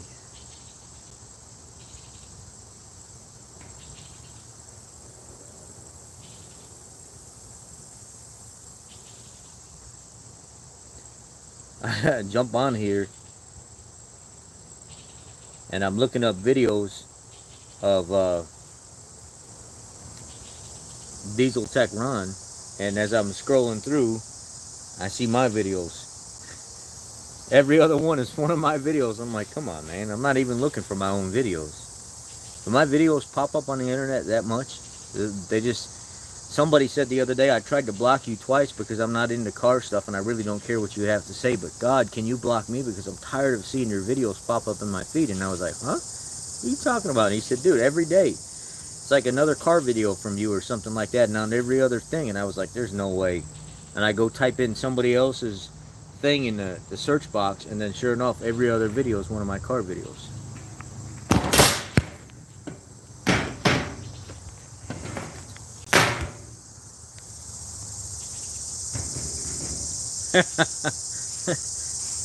I don't know. I mean, because the guy was really livid. He was like, the guy was so mad at me. He was like, dude, I hate these stupid videos. I don't know why they keep showing up. Just block me so I don't have to see these stupid videos anymore. I even tried blocking you from it popping up on my channel. It still pops up anyway. Can you stop? And I was like, whoa, man, relax. I'll try to find a way to help you, but I don't know. I don't really know what to tell you.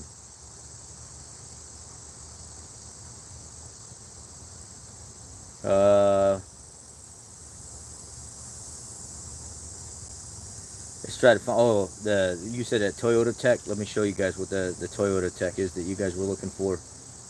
What was the Toyota Tech's Toyota maintenance?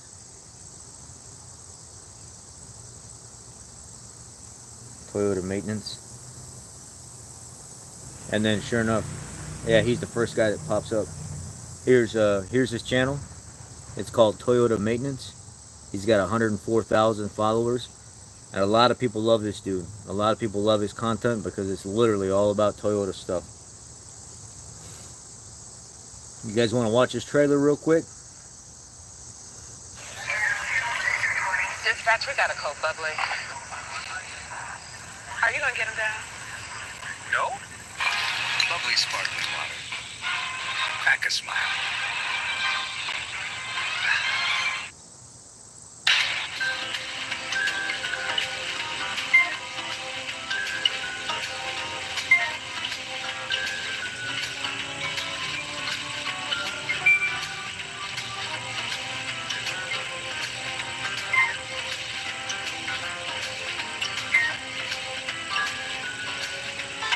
Alright, it's enough of that. I could only stand so much of these intros. I don't like them. I really, really don't like them. But anyways, name is Toyota Maintenance, literally. So if you got a Toyota and you're looking for Toyota Maintenance, that guy, I guess a lot of people say he's the one to follow. And then if you're looking for the garage we were talking about earlier, the D-Boss Garage,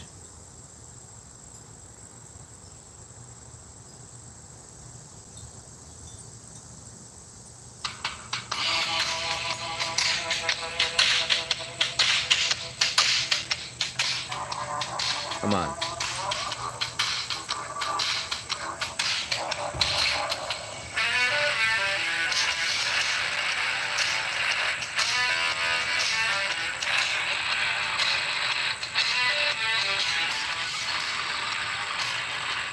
That's D-Boss Garage. And then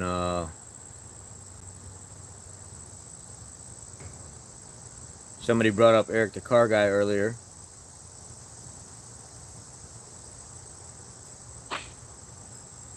Greetings, viewers. Eric the Car Guy. And here's Eric the Car Guy.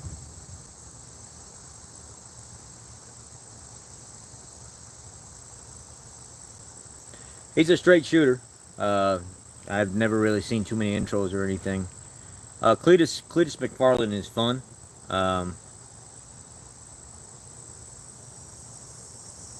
Yeah, I know. I get the feeling a lot of these YouTubers don't really care for Ford too much, but that doesn't stop me from, like, you know, finding some kind of sensible information coming from their channel. They don't have to like Ford to entertain me. So here is ChrisFix.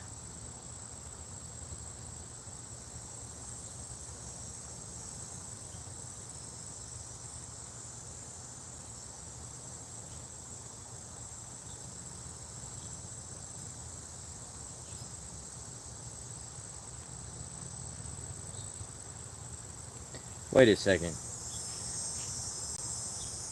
802 Garage did a video on who is fake news, and it has ChrisFix and Scotty Kilmer on the main page. Did they really do that?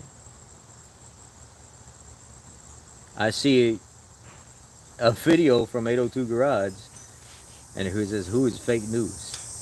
What the hell?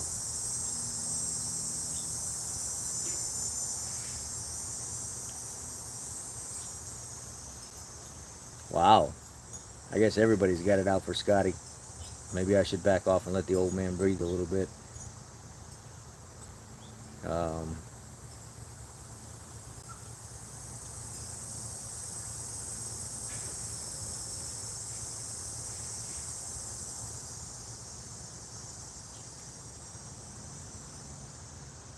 Here's ChrisFix's channel.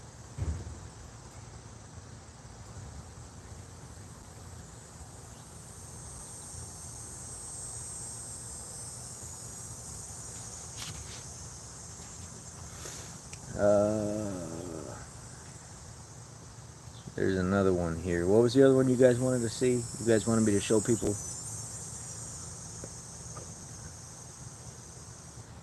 Greg, I have watched him in the past. I really like him. And then Ford Tech Make You Loco.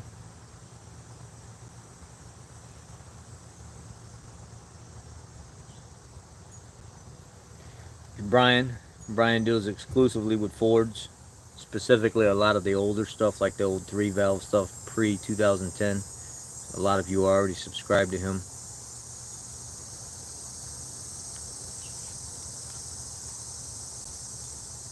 And it's FORDTECHMAKULOCO, Ford Tech Make You Loco.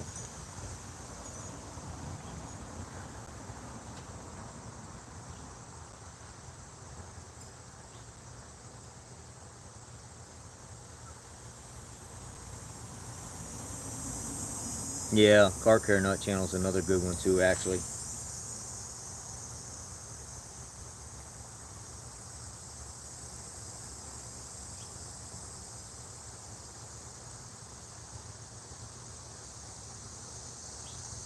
This is everything you need to know about the Toyota Tacoma. But this is his channel.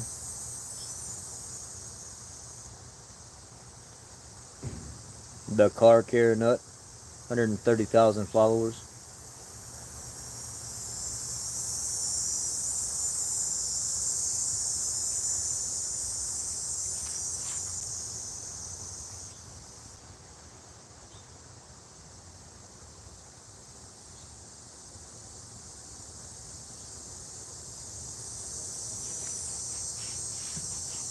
There's somebody else in particular I wanted to mention that I haven't forgot about. And a lot of people forget about this guy, and they're asleep on this guy. They really are, but they don't understand how much knowledge this guy has to offer. I'm going to bring up his channel real quick. And if y'all could help me support the guy, that would be great, because not only is he a technician that's been in the field for a long freaking time, he's also an educator. He's built his own online web base to teach other technicians stuff that they may not be able to afford to go to a local college or something like that. He does all that. He's got his own garage, his own space and stuff where he works on stuff. He's grew up in the industry, and he's definitely he's a one-of-a-kind technician that a lot of people should. I was explaining something about oil viscosity and stuff one time, and he brought up something that I never even thought of that really sparked my mind to look into the guy. He doesn't have a lot of followers at all, but I'd really like to try to help him. He said, well, you know, all is fine with upgrading oil viscosity and stuff like that, but a lot of people don't realize that those screens in that pickup tube that get smaller and smaller and smaller and finer and finer and finer, they're only rated for so much flow. And as those screens and stuff gets tighter and tighter and tighter, and they filter out more of the contaminants and stuff that are in the oil, going to a thicker and thicker and thicker oil, it's not really going to pass through that screen so much. So you're actually, by putting a thicker oil in a vehicle that's not recommended for that vehicle, you're actually going to cause somewhat of a restriction, and it could be hard. Yeah, exactly. Like Airplane Freak said here, it's harder to flow. So the thicker oil you put in there, and that screen is so tight, it's not really going to have as much flow as what's designed to be in that vehicle. And I thought for a second, and I said, wait a second, I never even thought about that. And I went to his page and I clicked on his informational stuff, and he's got everything laid out. Everything's already explained for you. Let me pull up the proper name for it, though.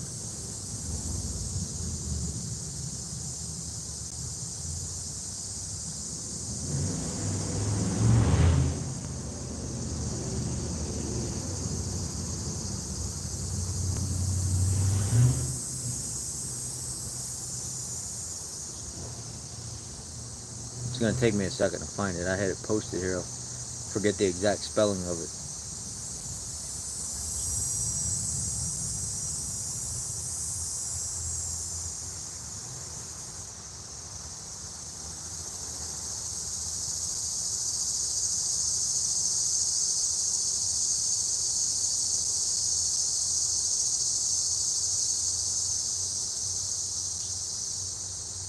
You know what I'll do? I'll pull up my oil video where he commented.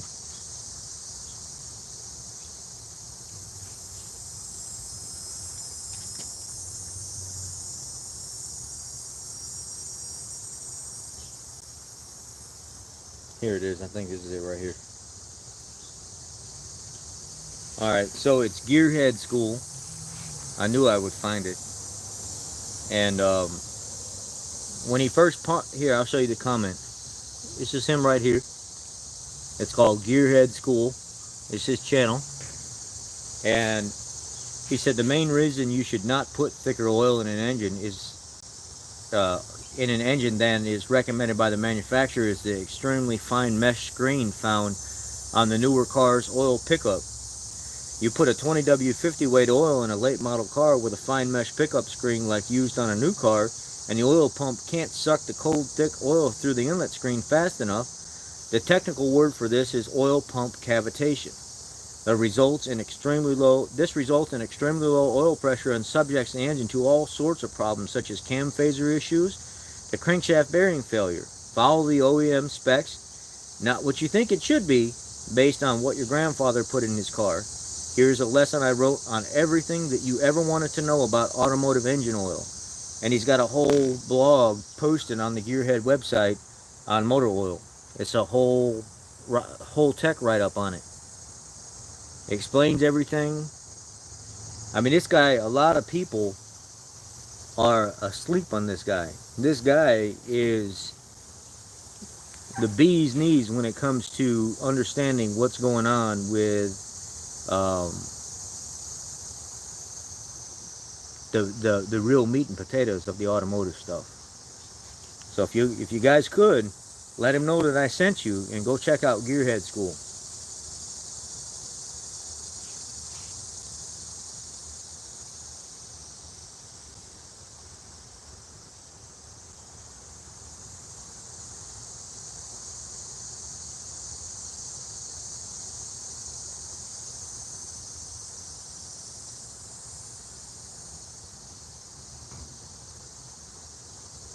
I'll pull up his channel right now.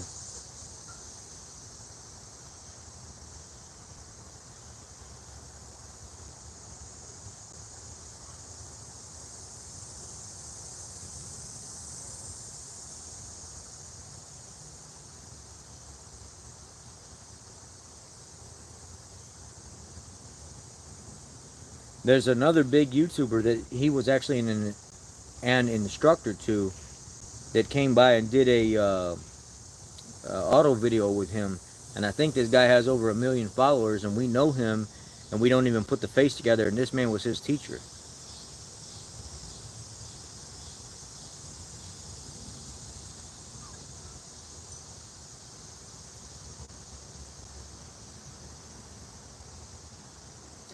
See, he's only got 169 followers, guys. We need to help this guy out.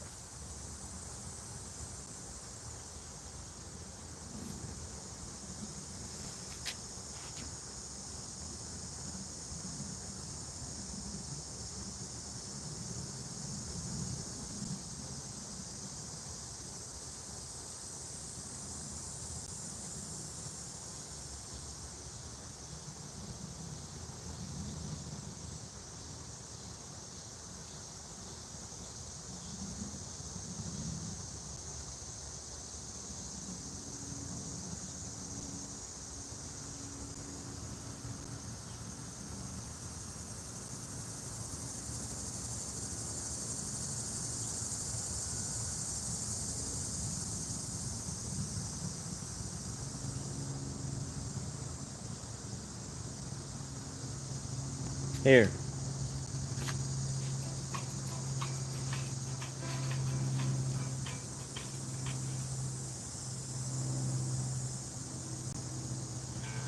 This oceanside verbo is about to become the backdrop for an unforgettable vacation memory. He graduated, went out right to the industry. He'd been doing mobile stuff, and he also parlayed into that to being a YouTube star. Quite frankly, I'm just now starting a YouTube channel, so I asked Jordan to come by to the shop to look at my setup. I think he was impressed, and I want him to tell a bit about his journey in YouTube and his channel. So hey guys, I'm Jordan, and Grant was my teacher. He taught to one, and today, about this point right here, we've reached about over 63 million people, which is amazing. Lots of views. That's great. So I'm a full-time YouTuber. I have my business is a mobile automotive service. It's kind of like a subsidiary of the YouTube company. So it's the beast that helps me produce the videos that I can keep the ball rolling. And I mean, that's pretty much it. I got over 600. Probably about 650 videos up, and I plan on I'm shooting for the moon, shooting for 750 videos for 2021. So that's pretty much all I do is I just roll around. People's cars don't start. I show the world how to diagnose it and how to replace starters, alternators, even just your battery, little connections, little stuff like that. simple stuff like that, the rest of the world needs to know. See, George's done well with that, and he's like I say, a lot of the repairs, if you have the essentials training, you can do this yourself, actually. So, you know, he saw what I'm doing, he looked at the program, he likes it, and he says, you know, give me a thumbs up on that. So that's Gearhead School. Just jump on camera. At that point, to take off of this, there's so many avenues in the automotive service industry. I don't think you realized, early on he did, because I think I remember showing him a microphone. I'm watching his 10-year reflection. Now you see a lot of the people when I spoke to him, they went there and they subscribed to his channel. These are all people that are subscribed to me. I'm like, I peed my pants. Called me out, and this whole thing was in my brain, and I'm like, holy smoke. Holy moly, he's up to 181 people already. That's awesome, man. You guys are badass. Thank you. I appreciate that. The man needs help. He needs to get out there. This is the knowledge that we need. This is the stuff that we need people to know. This is where the basis of our training comes from, is people like him that have been doing this long, that have progressed to a point in their life where they feel like they have the ability to teach other people and help them grow and get them to a spot in their life where they can become prosperous and help other people as well. He's just an awesome guy. He's got a lot of knowledge and stuff, and he's created a platform for people to go learn for free. What more could you want?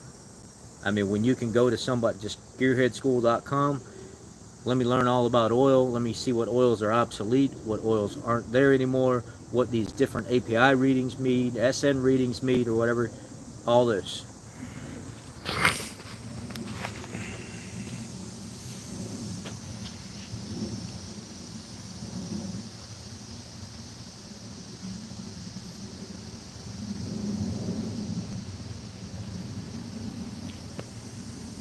Exactly, and he's not even asking for money for it. You know, it'd be nice for him to get a little monetization for what he's doing for people and stuff like that, and he's not even receiving that because nobody knows about it. So it takes people like me speaking out to help these other guys grow.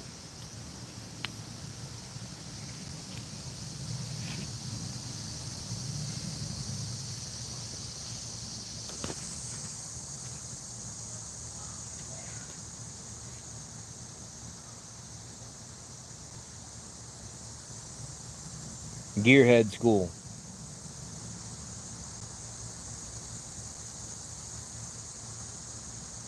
OBD 1.5 GM. Kind of.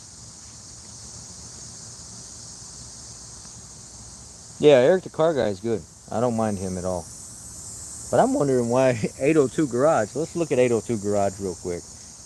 I'm wondering what they have to say about Scotty and ChrisFix. 802 Garage, Scotty, Kilmer, and ChrisFix video.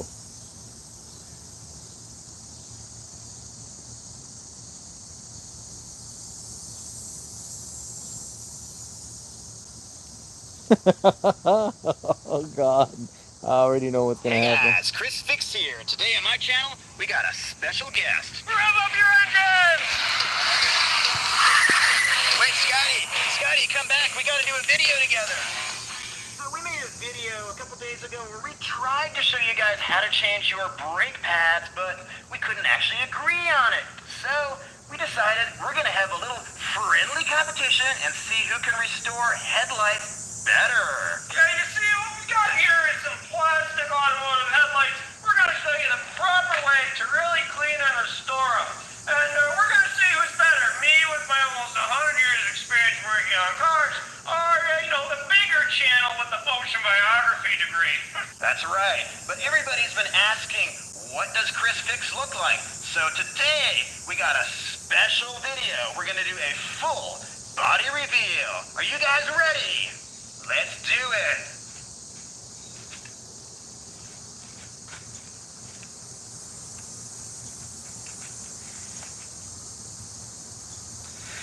Okay, so to make this interesting, I figure it's gonna take 40 to 60 minutes to do a proper headlight restore. So in the spirited competition, I'm gonna put a timer on the clock for 1 hour. Let's see who can do it better. 3, 2, 1, let's go. To do this job, we need a Phillips screwdriver, a 3/8 inch driver, 10mm to get the headlight off, and my special secret, toothpaste and... Scotty, is that a new headlight? You're dang right it is. But my viewers don't want to just buy things all the time. You know what? We're not going to be able to agree here. We did another video where we didn't agree either. You should go check it out over there and then come back here and... With your method, it's going to take about 6 hours to keep this car back together, and my viewers just don't have time for that. Trust me. And so really what you should do is just buy a new headlight from my affiliate link down below. I got an affiliate link for some protected too. It'll keep them looking nice and new, so just buy the new headlight, buy the protected from my affiliate links. It's a better solution.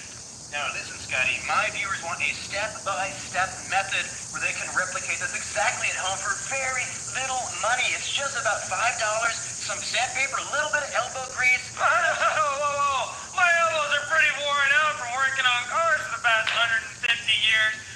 I'm telling you, if you had just bought a Toyota, these headlights would last forever in the first place. It's common sense. Scotty, it's clear we're not going to be able to agree on this either. Let's just call this one a draw. Let's move on to the next part of the challenge, and that's going to be the interior challenge. For this part of the challenge, we're going to use my 20-year-old Mercedes with these slightly worn out seats. We're going to use this special... That was on RevMatch TV. RevMatch TV. But let's go to 802 Garage.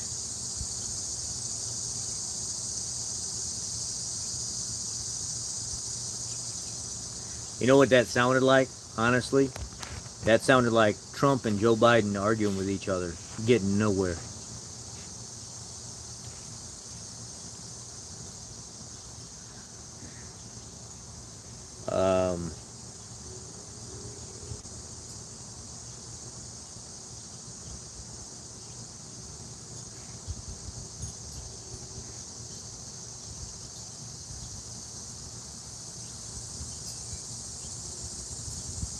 Here's 802 Garage.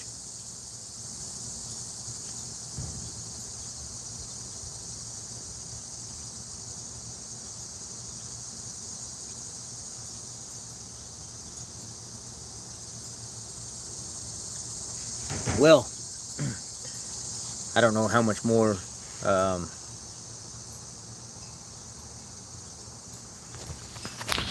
the biggest issue that I have right now is right to repair. That's the biggest issue that I have. I don't like how the manufacturers lock people out of software. They hoard stuff. They won't let people try to fix their vehicles to save a buck if they have the ability to do it. My biggest concern right now is that the right to repair stuff is really bothering me. As I get closer and closer to looking at what I want to do for the rest of my life, whether or not I want to go independent, whether or not I want to try to work my way up into some kind of management position in the Ford dealerships, maybe eventually become a general manager, maybe an engineer, like maybe a regional engineer or something like that, move up into these different fields. I don't know if that is going to benefit me more than going on the independent side of things, but when I go on the independent side of things, the support for software and stuff is just outrageous. And I know it'll end up paying for itself, but the right to repair stuff is just ridiculous, man. After what I've seen go on over the last, 7 to 10 years with this industry in general,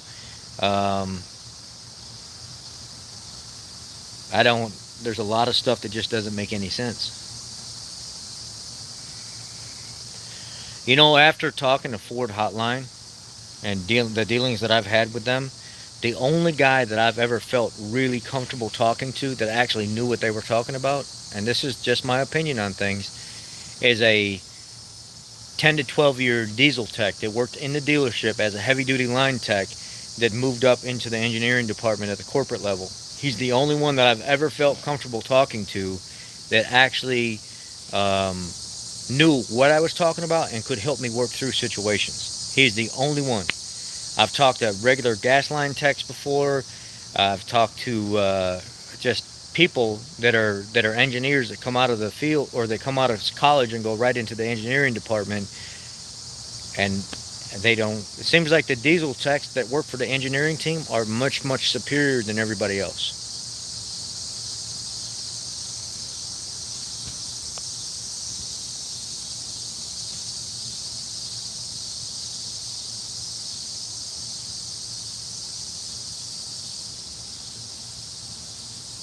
Uncle Tony's Garage. That's who. That's another one right there. I apologize. I meant to say hipsters and hippies. Thank you for that. Uncle Tony's Garage.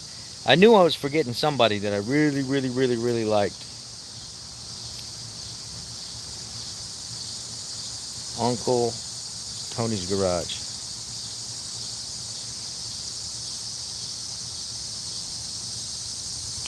Here's Uncle Tony's Garage. Another straight shooter.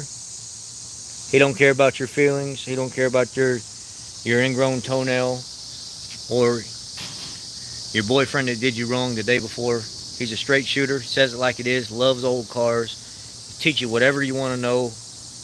This guy's like, he almost feels like family when you're watching him. The guy's just, he's a great dude, man. He's another one of them flat rate masters that will just tell you like it is. And if you don't like it, you don't like it. It's too bad.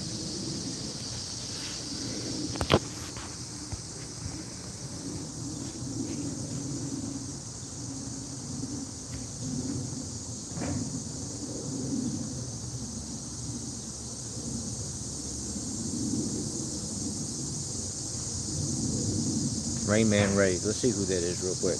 I've heard of him before, but I've never watched any of his stuff. Rain Man.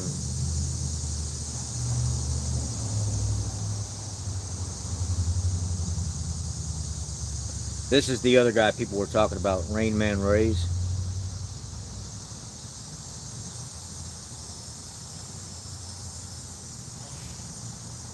I don't know too much about him.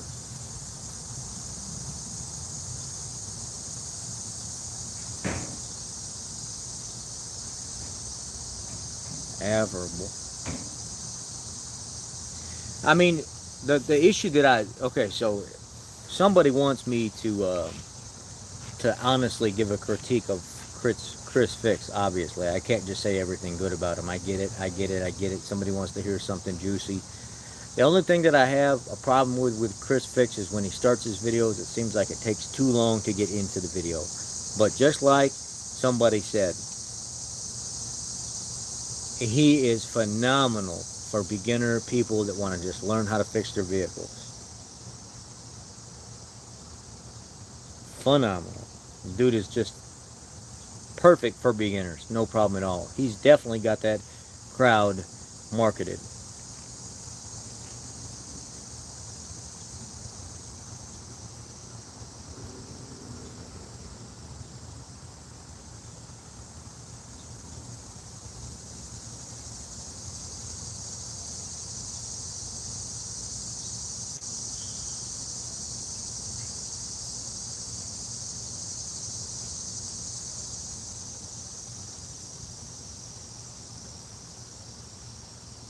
I mean, a lot of it is show leak auto repair.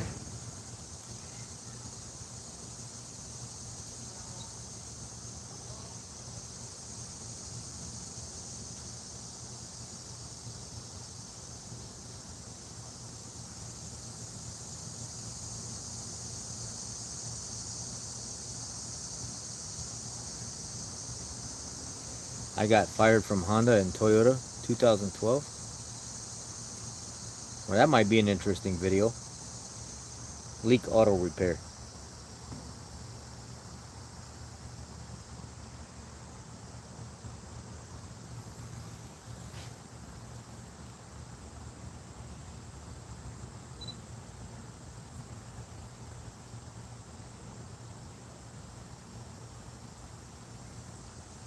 I don't know, I look at some of these other videos and stuff and I see the support that they're getting, and they're getting little support. I mean, 3 weeks ago, 246 views and you got 32,000 subscribers.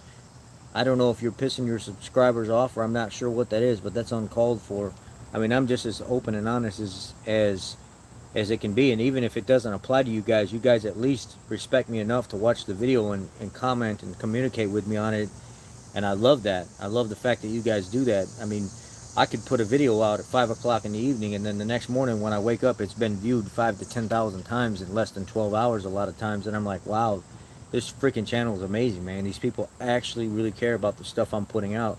But this man here that's got 32,000 followers, he's got more than me, and he's putting out a ton of how-to videos. I don't know if it's the atmosphere, I don't know if it's the attitude, I'm not sure what's going on here, but I see 224 views, 264, 239, 162, 246, 115. I mean, this man should be having, 20 times that amount with the amount of followers he's got. And the algorithm, right? I don't know.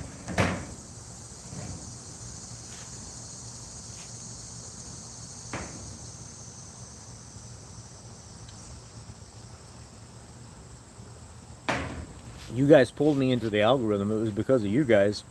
You guys pulled me right into the algorithm early on, and my channel just floated away, man. It was nuts. I was telling Nathan and Vitaly, Nathan J, he's another channel. He used to have a Panther, but then he bought a Toyota, and now he wants to get another Panther. Nathan J. Nathan and then Jay. I'll show you guys his channel. He's trying to up and come, but he's friends with all of us. Nathan, Vitaly, me, Panzer, WJ Handy Dad, that we're all friends.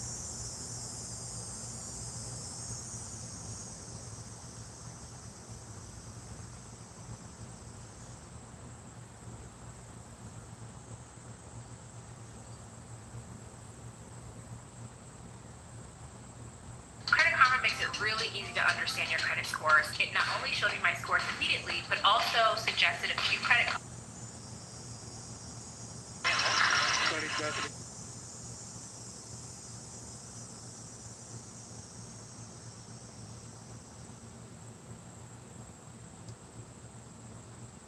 Here's another one of our friends. He's been making videos right here. His name is Car Enthusiast Hanger. So he's got like a 2020 Explorer. He's got a Panther platform car. He's got a Shelby GT350. So he's another guy to watch, do reviews on stuff and talk about things.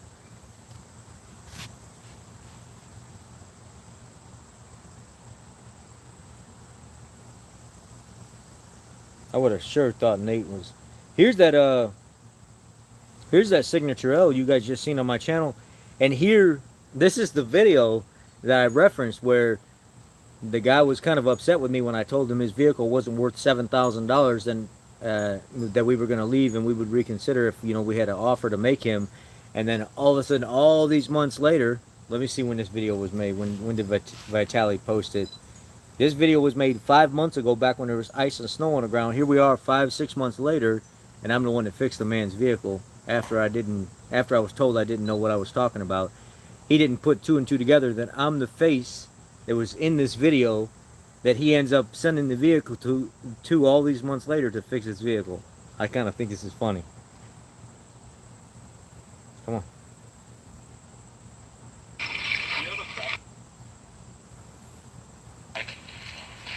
See my car right there in the back? Look at this. We are descending on a neighborhood. There's a signature L over there. And look at that. When is the last time you guys saw this? Alright.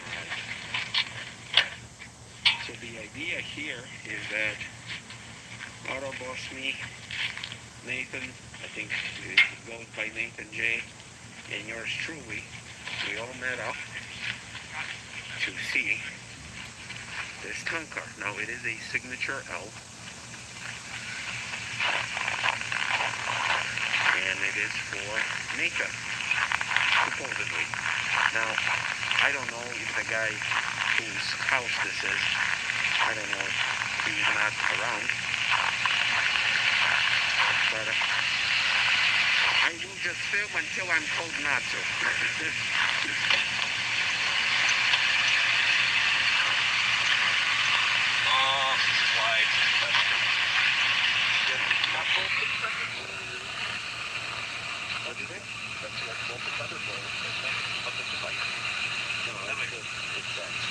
Oh, no, there we go, look at that. Yeah, that is exactly what started happening on mine. Yep. So that's like 6,500. What? It's always the driver's side. Why passenger fender is fine? Like, For a week or two. So, you see, it's all this water that's frozen back here. See the water in the back floor? Here you go. Yeah, this is the extra leg room, the heated seats, See the heated seats don't work? the mirrors.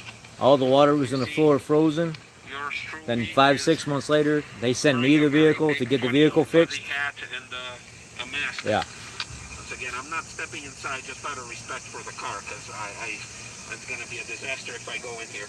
But look, it's a black on black. It's got this. It's very nice. And then let's fast forward a little bit. Hear the belt squeak? Good combination for me. So if the last, I just busted ass. What? Don't stand downwind. The last thing, the serial number, the light,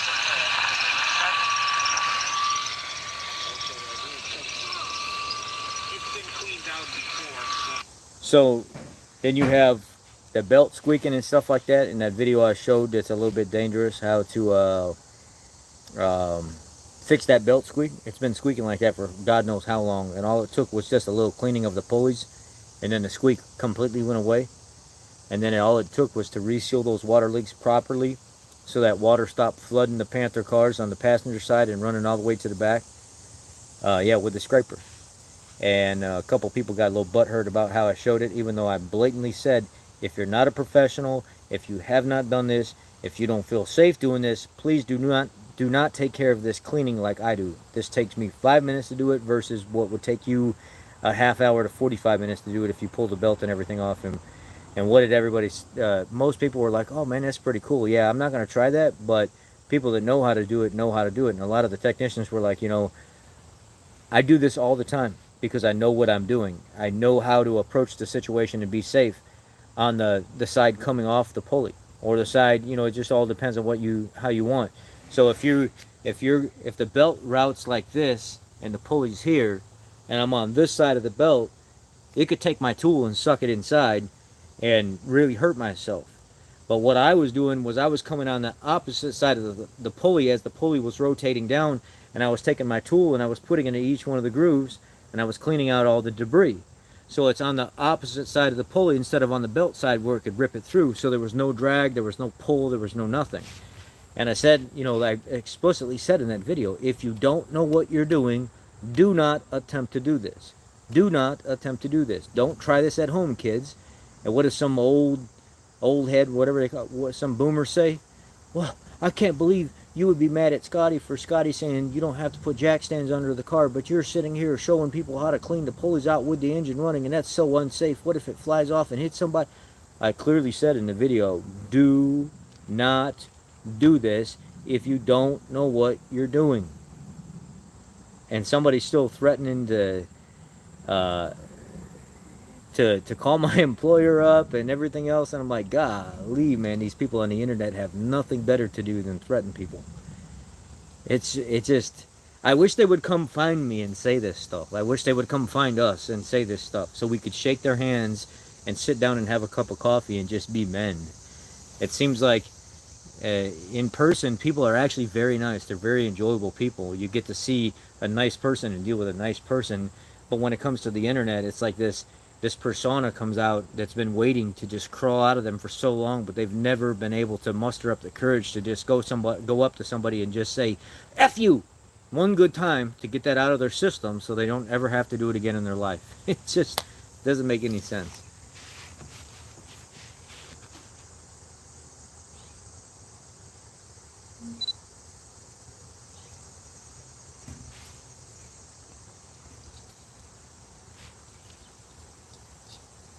I've seen people get hurt working on their cars. I've seen people wear rings in the military. We had one of the infantry guys. He was going to jump off the back of a deuce and a half, and he had his ring on. And when he went to go grab the side of the gate to jump off, as he was going to swing around, the part of the metal grabbed his ring, and it ripped the skin right off of his finger, like literally laying right in the back of the truck where it fell off with the ring and everything. That's why they tell you when you're working on cars and in the military when you're training, don't have stuff like that on. Doesn't make any sense. You will hurt yourself. Or was a guy in the shop that had a really like a baggy shirt, and as he was leaning over the engine, the flap on this side that was open, the fan caught it and it pulled it down and it smacked his head right on the top of the engine. But luckily the fan was it was enough of his body mass to lay across the top of the engine that it didn't pull him down inside, but it just ripped the shirt and it bruised his like forehead up by his eye a little bit. He never did that again.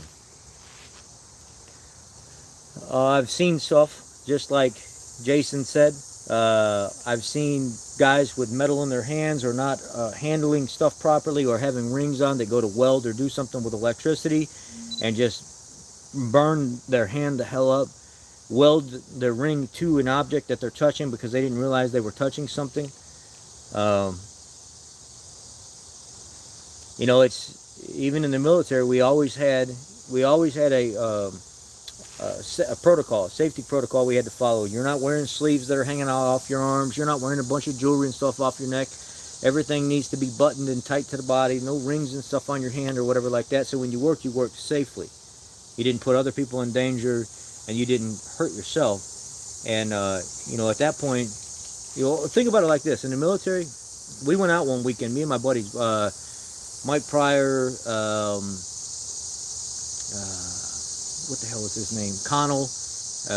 We had two other people. We went fishing and camping for the weekend. So we went out in the woods. We found a river that was pretty good flowing, but it was about 3 or 4 feet deep and nothing deeper than that. And we camped out by the river. We drove our trucks out in the woods where it wasn't designed. We went and beat like trees and stuff down to get back out there. And we just parked in this real open area. And we camped out there, put tiki torches and stuff up all over the place. In the military, we would find things to do. It's not like now where I'm like, I really want to do that. In the military, I'd be like, oh man, you mean tell me we get to go chop down trees and clear out paths and stuff for us to drive somewhere and get there? It was like a challenge. And we got to this real nice area and we camped out. The next day I'm standing in the water and I'm fishing. And I catch little fish here and there. But I was out there for 5 or 6 hours standing in just this much water over the top of my feet. I was standing on these rocks. And when I got out of the water, I could almost not even move my feet. They were so swollen from being sunburned and that little bit of water on top of my feet magnifying the sun that I literally cooked the first few layers of skin on top of my feet, and I didn't even realize it until I pulled my feet out of that cold water. So the next day when we got back, I couldn't put my shoes on or anything like that. I had to put a pair of socks on and I had to wear flip-flops at 5:30 in the morning in formation getting ready for work. And my platoon sergeant came out and he's walking down the lines trying to make sure everybody's shaved. We're all dressed properly. We got our PT belts and stuff on. And here I am standing in my PT gear. I'm all shaved up and stuff like that. And I got flip-flops on with socks. And he was like, what the hell is this? And I was like, you know, Sergeant, we had a little fun over the weekend. I'm standing out in water fishing. I didn't realize I was going to get all sunburnt and stuff like that. And my feet swelled up. You know, there's no excuse for it, Sergeant. And he was like, man, you better fall out to the back of the rank. Go to the back because I don't want you up here so close. And then first sergeant see you and then I get my ass chewed out because of you. We're going to have to find something for you to do or go to the aid station. Go to the aid station right now. I'm going to tell first sergeant I sent you to the aid station so at least it covers us and he didn't have to see you like this because I get my ass chewed up in front of everybody because of you. Go.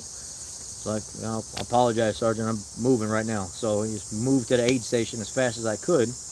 And then you got to sit down at the aid station looking like a goofball with feet all swelled up. Then they got to give you cream and stuff to rub all over everything. And then you got a stupid medical pass for a few days because of being a dummy about that. And then my sergeant set me down after that. He was like, you know, you can get an article for this. Basically, you just damaged government property. They already asked me to consider giving you an article for this because of how stupid you were being, or at least counsel you because of it. And he said I declined and said that would not be in the best interest of the soldier because he doesn't need any bad remarks because of something like this. But he was like, dude, that's stupid, man. Yeah, that's what he told me as well. It's common sense. Well, you learn. I was young and I was stupid, right? So like you said, that's common sense, and obviously I lacked it in that area. And now I know to never, ever, ever, ever do that again. That was so stupid for me to do that. And I wasn't paying attention. The cool water rushing over my feet and me standing out there fishing, it just felt good. I didn't know until I got out of the water that there was a problem. So, yeah. Yeah, I learned the hard way on that. I almost got counseled and could have got an Article 15 because of it. Damage of government property when they owned my ass. So, it was a hard lesson learned and down a few days because of that. You know, there was a few times in the military where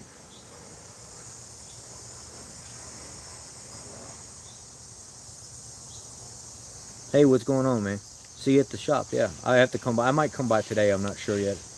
Everybody's gone from the house and I'm home alone. So I thought about coming by today. I took tomorrow off of work because I got to work Saturday. So you get a day off during the week. So I'm thinking about coming by and working tomorrow at the shop. Just be there all day. I want to get the LSD put in the town car, and I want to get that rear girdle put on.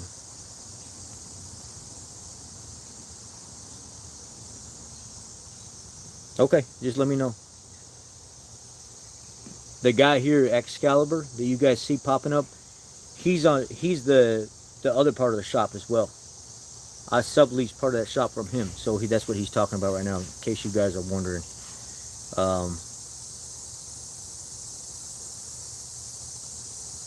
Anyhow, yeah, so there were some times in the military where you know, my sergeant really stuck up for me when I was a little different than other soldiers when I was in. You know, I wanted to be with my own crowd, my own friends. I didn't want to be stuck up other soldiers' butts all the time because they were always getting in trouble. They were always doing stupid stuff. They would always get the company in trouble for stuff that they were doing. And there were many times where on the weekends I would split off and I would go off post and I would just go hang out with my civilian friends off post just to break up the monotony of everything. And you know, I would spend my time away on the weekends a lot. And people sometimes thought that the reason I was doing that is because I felt like I was better than everybody else. And that's not the reason why. I just didn't want to associate with myself with all the crazy people that was actually in the military. All the bad stuff that was going on that people don't even realize. The military is not as clean cut and dry as everybody thinks it is. It will change you for sure. It's either going to be for the better, and like in aspect of really, really changing your life for the good part, for the long haul, or it's going to make you a very, very bad person. It's one or the other. That's how it usually turns out, and a lot of people don't realize that. It made me better, but there are a lot of people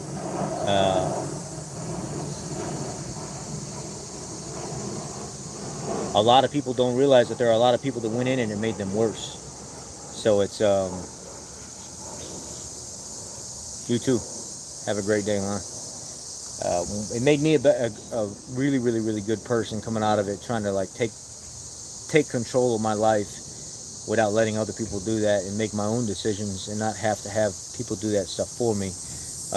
Uncle Tony's garages, love it. Absolutely love it. So I remember one time specifically sitting down we were having a meeting, and it was all the forward observers together, all the fisters together, the 13 Foxtrots. We were all in a room, and we were having a meeting and stuff like that. And I'm sitting there and I'm paying attention to my FSNCO, my fire support non-commissioned officer. He was the head FS non-commissioned officer that was in charge of us. And I'm sitting there and I'm listening to everything that's going on, and I'm really paying attention to this guy. But this guy was so salty because of me, because I had 2 cars. I had a bunch of money put away before I even went into the military. I never hung out with all the other soldiers every weekend because I seen how much crazy stuff was going on. So I would split my time up like 60% with my civilian friends off post and 30-40% or so with the soldiers on the weekends. I never wanted to get quite as stupid and as crazy as they did. I just didn't enjoy that life. And he had a thing for me.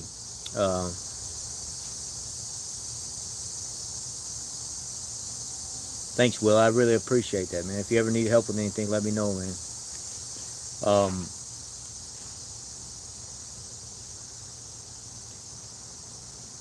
And he accused me of mean mugging him or rolling my eyes at him or something like that. Mind you, I'm in my early 20s. I ain't got no reason to disrespect this man. This man, I'm scared of this man. Like, so many ways I'm scared of him, but not physically scared of him, but because of his, I mean, when you got an E7 standing in front of a class or an audience and they're talking to everybody, you shut up and you listen.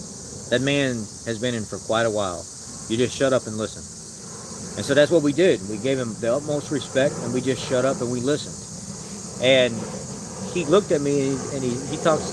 He says, "You got a problem, Paso? Why do you keep looking at me like that?" And I said, "Excuse me?" And he said, "You got a problem?" I said, "Sergeant, I don't have a problem. I'm not sure what you're talking about." And he says, "I asked you if you have a problem." And I said, "No, Sergeant, I don't have a problem. I don't know what you're talking about. I'm not going to sit here and kiss your ass, though, at the same time." You know, of course, I stood up, hands behind my back. I'm at parade rest. "No, Sergeant, I don't have a problem with you. I'm not sure what you're talking about." And they asked me again. And then he looks at my line sergeant and he says, write him up. Counsel him when you get back. And my sergeant stood up and went to parade rest. And he looked at him and said, "Sergeant, I don't understand why I'm writing him up." "Well, because there's a level of disrespect right now. But I don't understand how he's disrespecting you." "Well, just because I said so, that's how you're going to do it." I said, "How in the hell does that work out? Even in the military, there's these shitty-ass politics like this where people have been to war 3 and 4 times, and they're just miserable people, and they literally want to haze and destroy everybody else's life." This is the side of the military that people don't get to see that I did get to see. A lot of people think that going into the military is just bravado thing, and that it's going to change your life, and it's going to be it's just so amazing. Yeah, to an extent it is. But there's more politics in the military to get anywhere, to kiss people's asses, to bring your knee pads to work and stuff like that, to move up in life, that it's almost the same way as in the civilian world. The man wanted me wrote up and wanted me in trouble just because of his rank. That's like what we were talking about with our managers and our supervisors and corporations and police officers and stuff like that, that do the same thing, that say, "Because I said so, that's how it is." No, that's not how it works. It ain't just because you said so, that's how it is. What's right is right and what's wrong is wrong. So, yeah, we've already talked about all these channels that everybody has been bringing up lately. VR. All these people have already been talked about. You guys are coming in at the end of this where typically the phone's dying or we're getting off. But yeah, great channel. Brian knows a shit ton. He knows his stuff. So when we get back to the company after this meeting, he sits me down and he says, "I'm not going to write you up. I'm going to stand up to him and I'm not going to write you up. You didn't do anything wrong."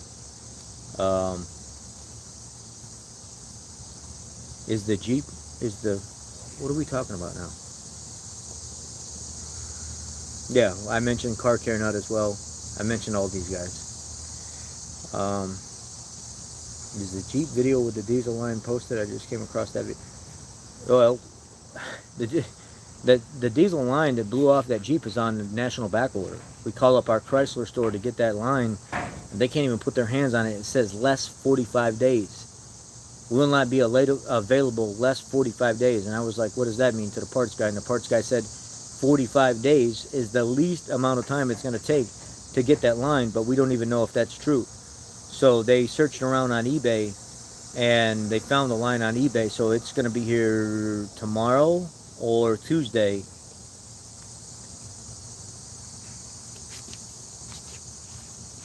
So it'll be installed then, but there's no update on that diesel Jeep for right now.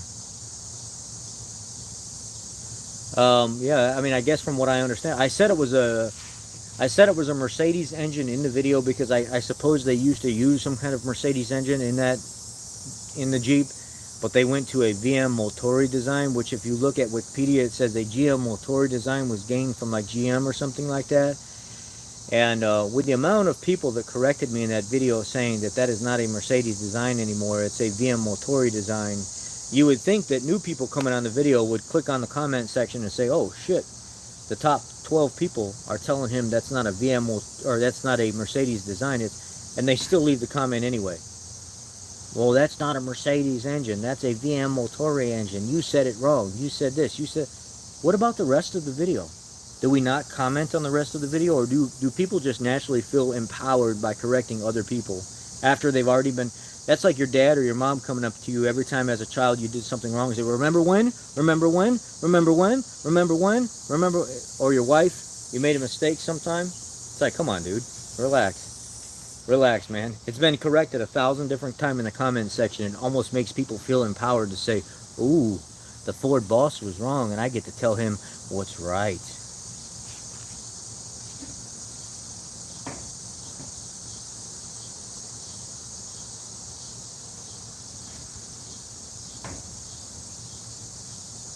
Oh, sure, yeah, all the comments help no matter what, trust me. And I leave all the comments up, even if they're rude comments, I leave them all up. Even my own, where I'm kind of rude to people sometimes because they're being rude to me. But when you become disrespectful and you start attacking me like you're actually going to do something to me, knowing that you're not, that's when those comments and those people get removed. I won't put up with that. Flat Rate Master actually had an issue with that recently. I remember now. He had the same thing happen to him. People don't like the honesty that come from guys like us. They don't like us telling them that they are full of shit, or they don't like us telling them that they're just blatantly putting out bad information, or like they don't like us being honest about a specific vehicle because it hurts their feelings because they own one. I get it, but that doesn't mean that we're wrong, and that doesn't mean that we should be attacked. They started doing that to him, and he actually put out a video recently talking about how sucky subscribers can be sometimes, especially when they leave nasty stuff on your channel and they start attacking you personally. Okay, if you don't like something that I said, just tell me that. But don't come attacking me, trying to make me out to be some kind of horrible person because I'm telling you the truth about something. Your feelings don't trump the truth. Facts over feelings, it doesn't matter.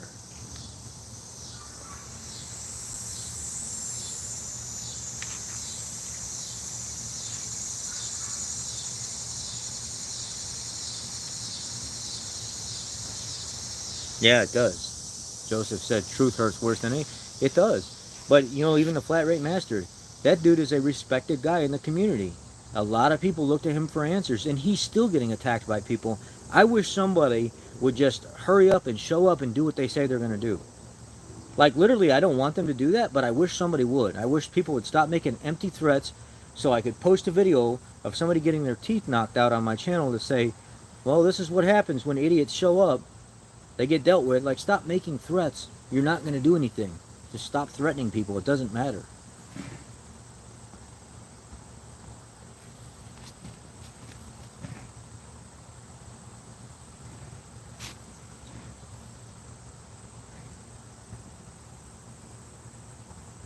And then I watched ChrisFix, but Project Farm.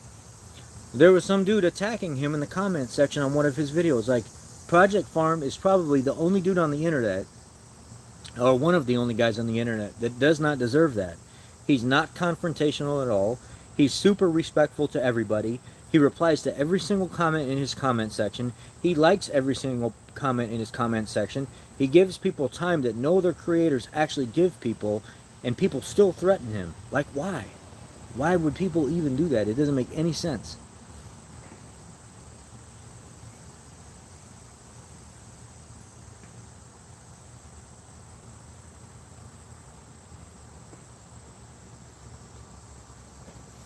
And, you know, he even talks about in his videos, like, sometimes you'll see him politely hint around to say, like, if you guys have an issue with something that I'm saying or doing, make a recommendation, but don't be rude to me about it. Don't leave me nasty comments.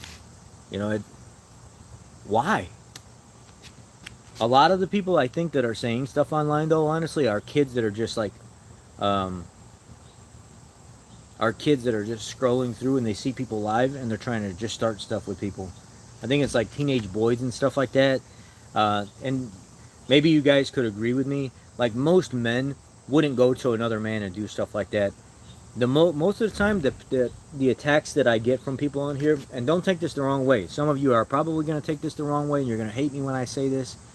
But most of the attacks that I actually get here on this channel are from uneducated, what seem to be hood-like people that don't know how to talk properly, and they they come in all colors of all forms. But the people that actually have jobs that just disagree with each other, that actually work in the industry or whatever, they're like, hey, dude, I appreciate the video. Maybe I learned something from you. Maybe I didn't. I would have done this different, or I would have done that different, or hey, I really like that. You taught me something on this one. Thanks, I appreciate it. And they move on about their business. But the people that show up here on this channel that say all this nasty stuff, you can already tell just right from the get-go that they've probably never accomplished anything in their life. They're very, very uneducated. Or they're sitting on that high horse with a lot of money and they just can pay people to fix their screw-ups when they screw something up. Especially last night, the guy that was threatening me, Polar or something like that his name was, or Pop Polar or Polar. You know, show up, you won't talk to me like that, tough, this and that, no. And all this like slang stuff, and I'm call your job and get you fired for sure. Watch out, watch out. I'm gonna call your job, you don't get fired. You can't say this and what. Shut the fuck up. Seriously. I screenshotted everything so I had proof of the conversation, so if this guy does try to attempt anything, I'm like, there you go, I don't even want to talk about it, I'm done.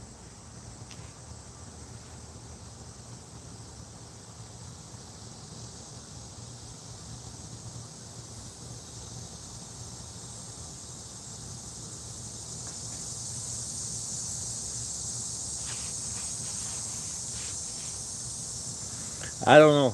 I find that there's so many people. Is Astral Auto Repairs a good channel? I don't even know who that is. I've never even heard of them before. Let me look. I mean, I can't tell you just by looking them up either. So if that's what we're expecting to look at, I can't.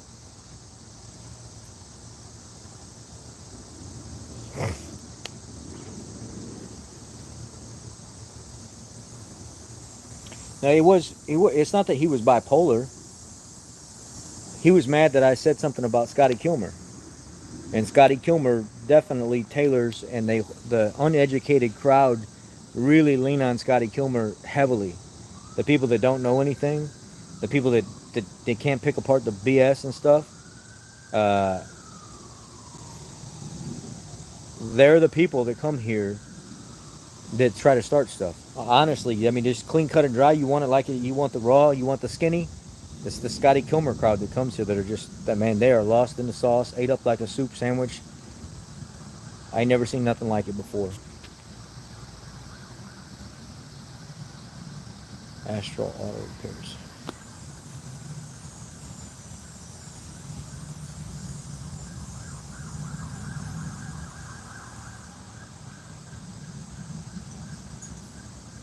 Okay, Astral Auto Repair.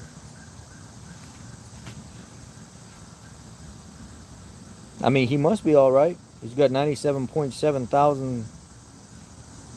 It looks like he's got a picture of a Honda, an Audi, Nissan. Getting fired from your job in relation to giving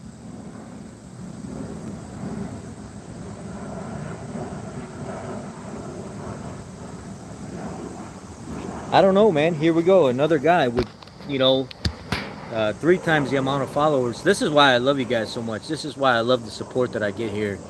Here's another guy with nothing but video after video after video, and he's got no views. I like 3 days ago, 387 views. 2 days ago, 430 views. 1 month ago, 585 views. I mean, you guys support me. I mean, I get it. He's probably got great content here, which I will check out for sure. But why does he have 97,000 people and they're not watching his stuff? Why is that? There's a reason for that. Why do I have 28,000 people here and everybody on this channel tries to watch my stuff, and then other channels are coming over here watching my stuff as well? My support, my fan base here, and the people that support me and that try to help me in my life grow and grow and grow and become a better person, and me learning vicariously through you guys as well, and the other people on this channel, support me more than almost all these other channels that I've seen. What was it? Mr. Random Reviews, what do he have, 105 or 110,000 followers? And I was surprised with his community and the crowd that he has, how he could put out a video now, and a month from now, you go back and look at it, it's been viewed 5,000 times. The man has over 100,000 followers. Why is nobody watching his stuff? But I put out a video here, and within 24 hours, you guys got me 10, 15, 20, 30, 40,000 views. It's unreal. The support I have on this channel is better than any channel that I have seen in such a short amount of time. I'm blessed. I don't know what to say. I'm blessed.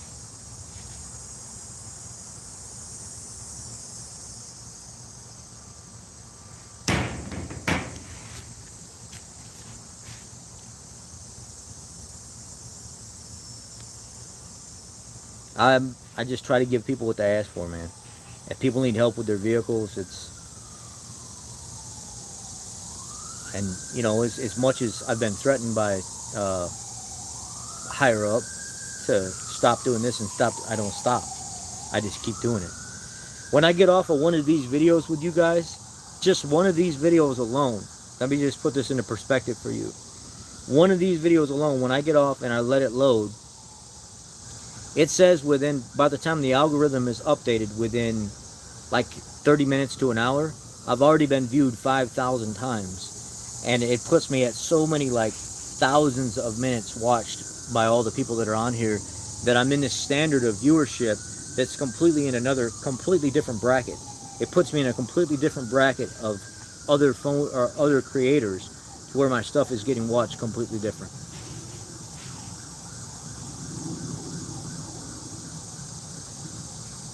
What parts do you need?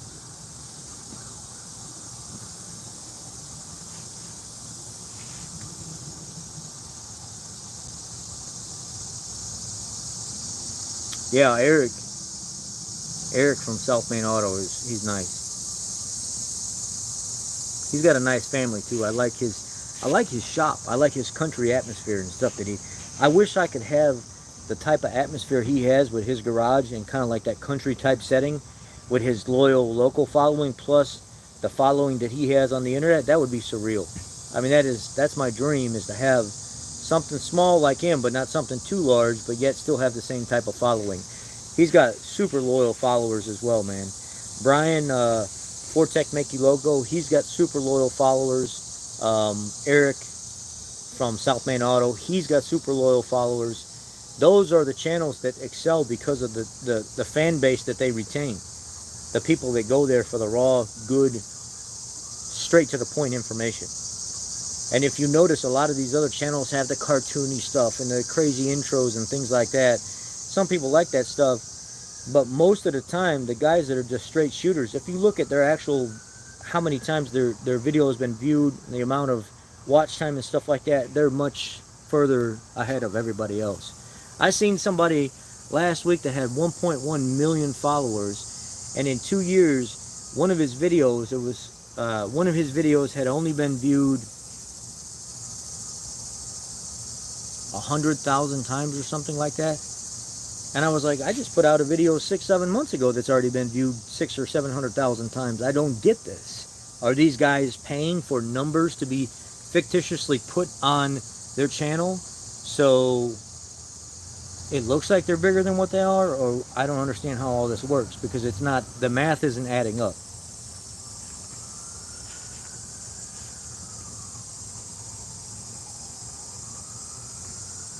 Joshua, thank you for that super chat. I appreciate that, man.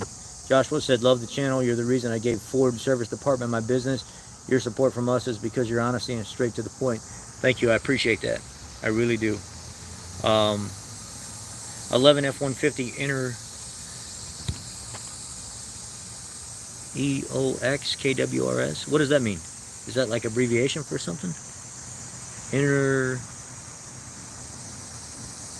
I don't know.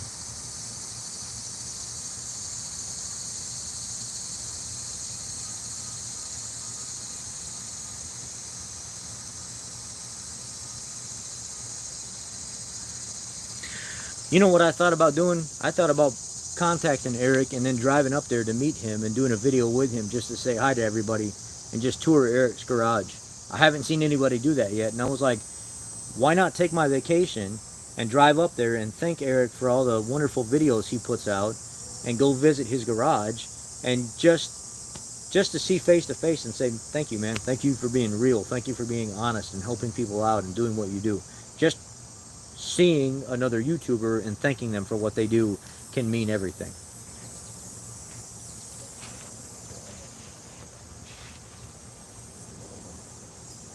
No, I'm not going to visit Scotty. If I visit Scotty, Scotty might be sitting in the back of that Toyota for a long time.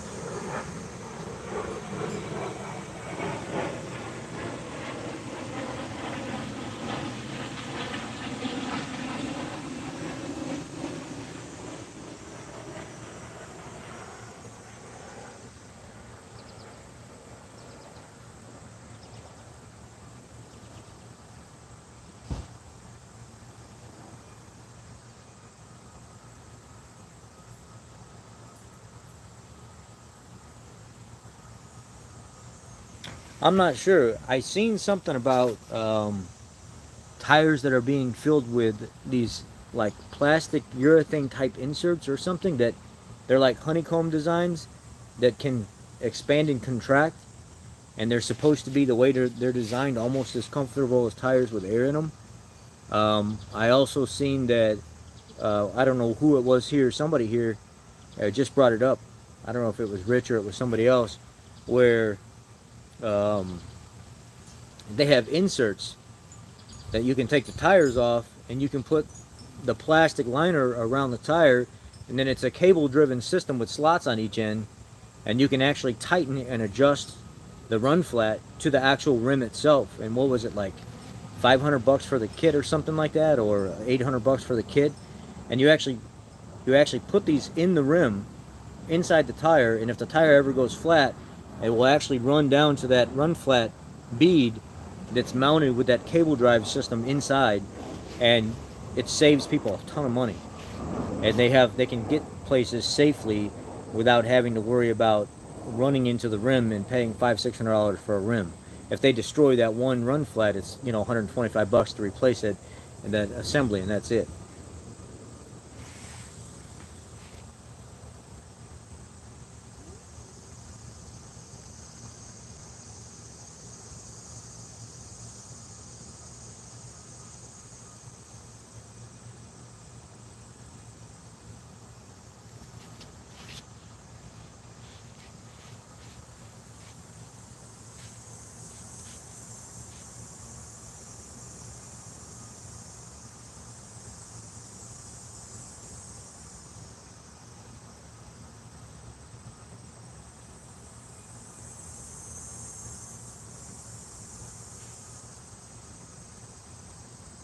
It ain't gonna be no boxing match.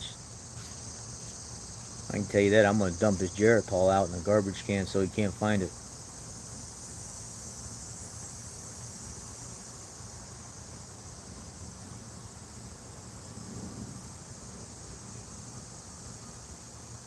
Eric always claims that dealerships can't fix. Those are the clickbait videos that he does, and I know why you guys do that.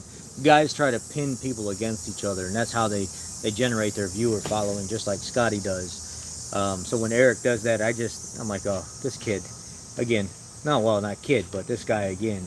You know, a lot people do that stuff. That's what they do to generate. That's they're acting on camera. You know, they have to do that type of stuff to continue to grow, because if they don't, and that's what their fan base is used to, they actually stop growing, and a lot of people will actually eventually unsubscribe because they're so used to that mentality.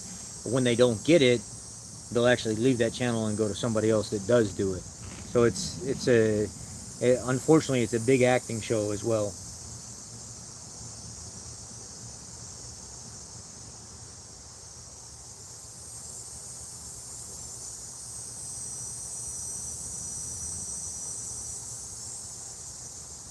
Any thoughts on how long the $33 fuel pump I recently installed in my 94 Mazda pickup might last? $33, new gas sender, $3 tag. Where'd you get that off? Amazon?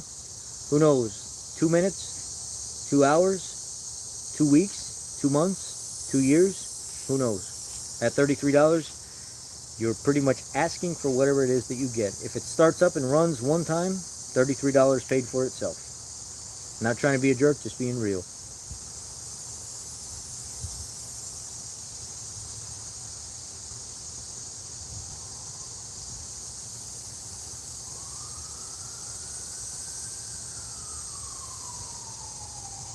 '19 Ranger and 21 F-150 5-liter that both had LCD screen freezing backup camera will not come up.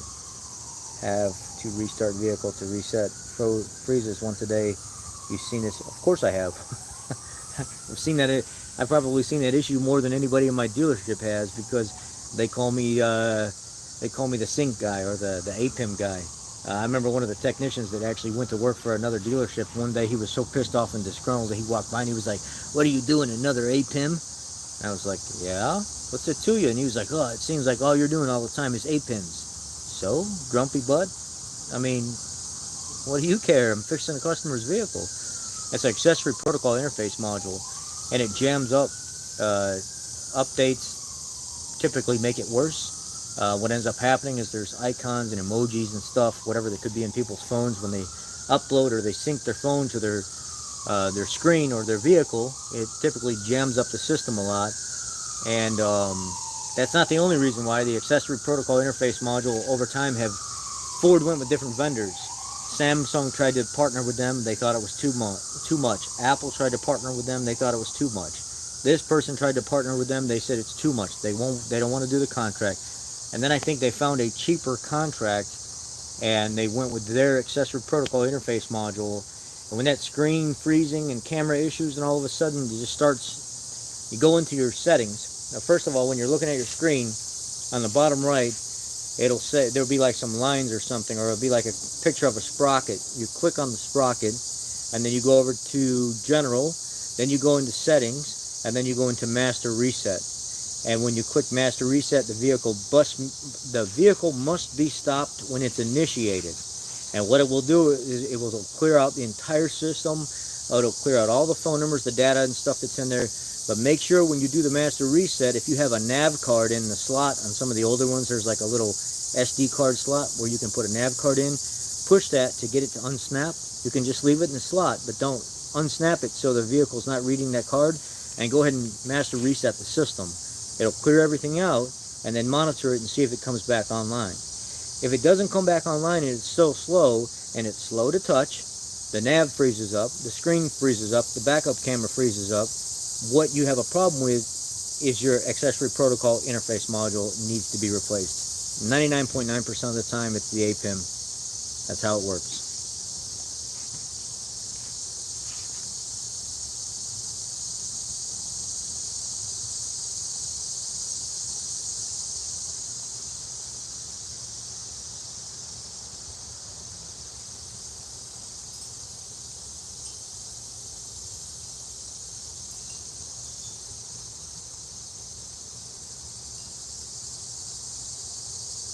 Eric O. South Main Auto. Eric the car guy. I mean, I don't like going backwards because it jams me up on the live stream. But somebody brought up Eric the car guy likes to talk bad about dealerships not being able to fix problems. And what I said was, when you start that type of persona and you start talking bad about other people like that, or you start building this case against dealerships, it's hard to backtrack. So what a lot of people do is they just stay on track and they just keep bashing dealership technicians, and it becomes part of their channel, and that's what a lot of people go there for. But Eric from South Main Auto, he doesn't do any of that stuff. I mean, he has mentioned that he has gotten vehicles from dealerships where they were having a hard time fixing things, but never just came right out and just bashed anybody just because. That's not the type of person he is.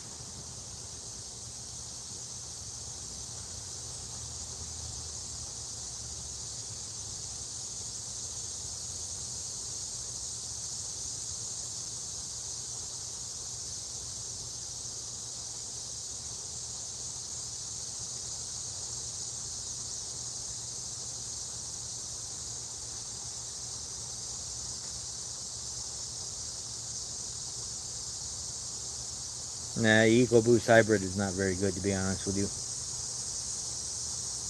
and it's not really even an EcoBoost hybrid. It's a 3.3 liter Duratec, 3.3 liter Duratec hybrid or something that they call it, naturally aspirated.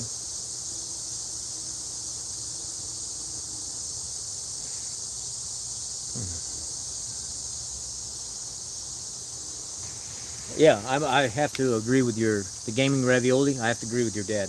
Most of the time, those earlier, the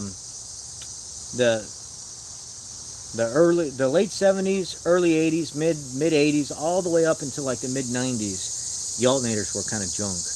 They started upgrading the alternators to the 3G alternators, and like, what was it? I think RJ was saying it was like 94, 95 or something like that, where they were actually putting out better output, and they realized that by going to a better type design, higher output, it actually made the system more functional, and it didn't load up the circuits and stuff as much, and they weren't having nowhere near as many electrical problems by actually supplying sufficient amount of voltage and amperage to everything by having a good, better output alternator. So even on some of the Toyotas and stuff like that, the older Camrys and things, guys would have a problem when they would go to turn on their lights. It would really load up the system.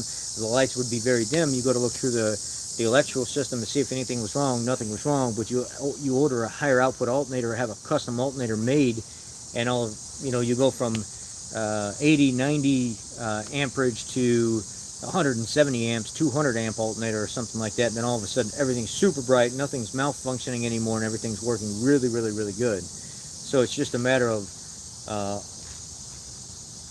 how you find the problem. I had a Bill come all the way from New York out here to see me, and he said he did the same thing. He had an older Toyota Camry. Lights were dimming on him.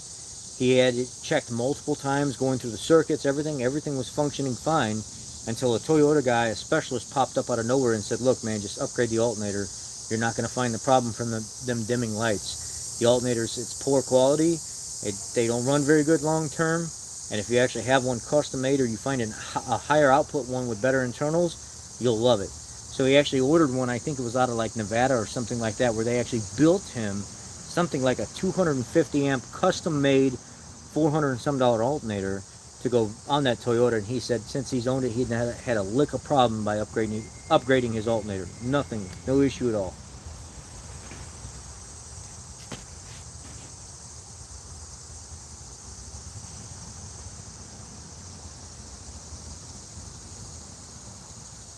Mercedes OM 647, the only million-mile diesel ever invented.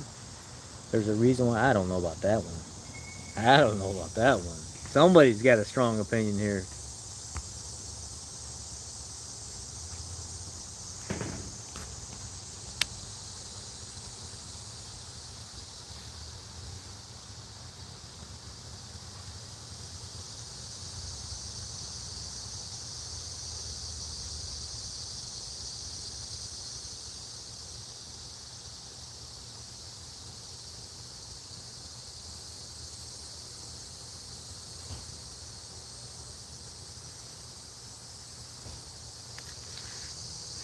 Yeah, I mean, I don't know who that was in reference to, Kathleen. Eric, the car guy, and South Main Auto are different. Eric O. from South Main Auto and Eric, the car guy, from Eric, the car guy, are two different people. I did talk about ChrisFix. I said, he's a good creator.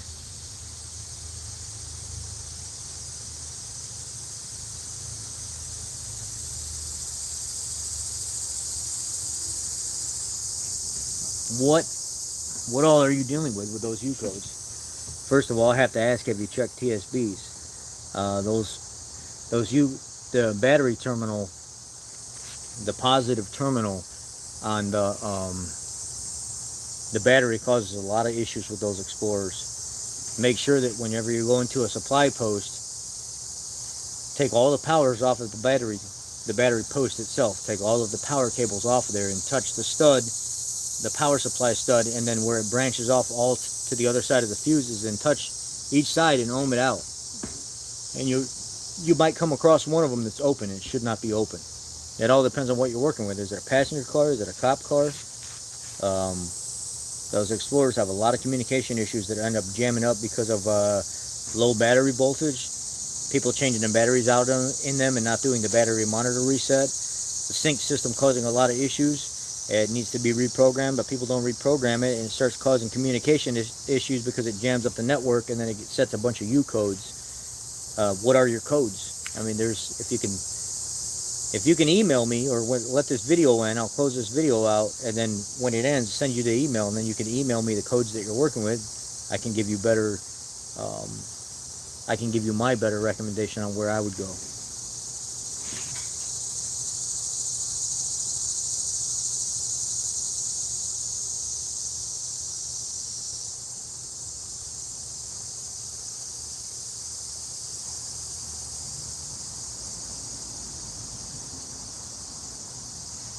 Have you ever watched Legit Streetcars and VCore Good Auto YouTubers from Illinois? I have heard of them, but I have not watched them. Okay, so the battery post has a fuse block assembly. It's kind of L-shaped. It's got fuses on one side and then fuses on the other side. It's got cables that come up and feed it, and then it's got cables that come off and go down it. And it connects to the post of the battery. Disconnect that whole assembly and ohm out each one of the connections across the supplied fuse area to make sure nothing's open.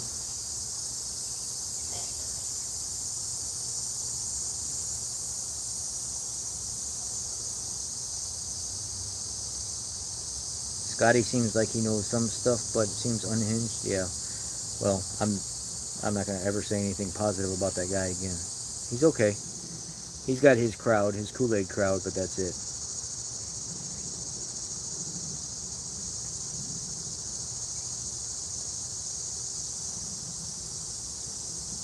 I don't remember. I know a lot of people said that it caused fires on the dual spade connector, but then again, I talked to a lot of technicians that were in the field back then, and they said, yeah, it happened. But people that knew about it blew it up more than what actually happened. It didn't really happen as much as people thought it did.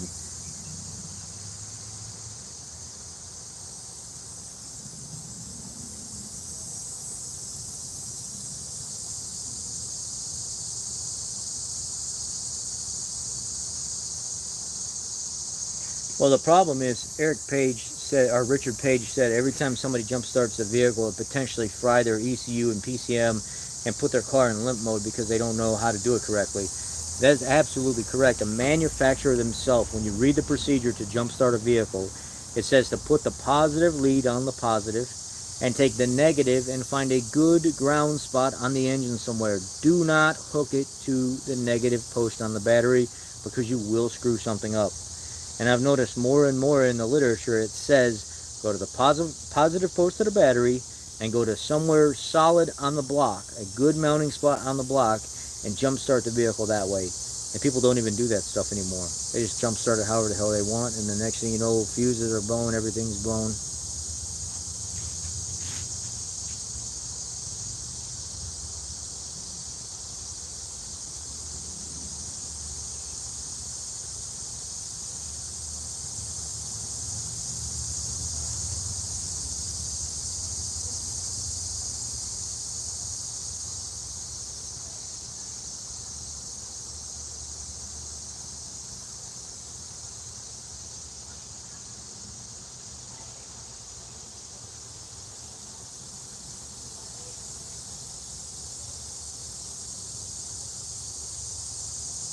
I want to do other collaborations with other automotive YouTubers.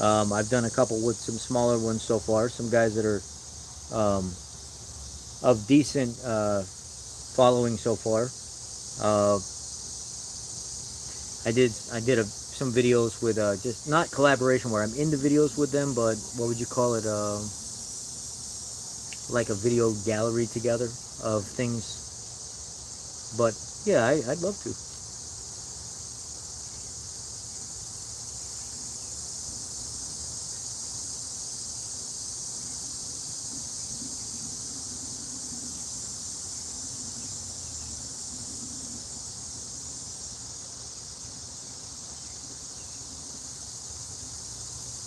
Can we talk about why Ford Transit did the stupid gas flap door on the new... Yeah.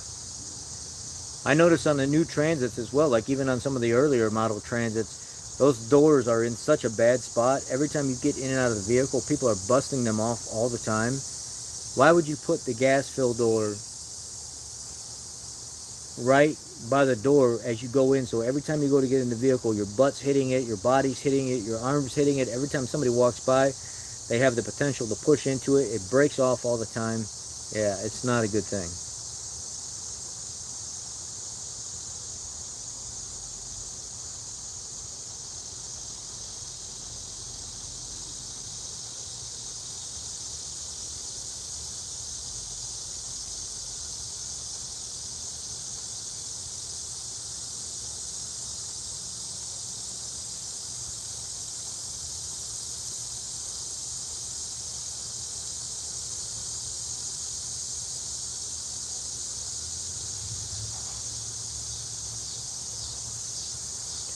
C's Garage says Scotty knows his stuff, but does a lot just for clout. Scotty don't know his stuff. Scotty knows stuff from back in the 70s and 80s. Scotty don't know nothing about new vehicles. He does all this stuff for views. That's it.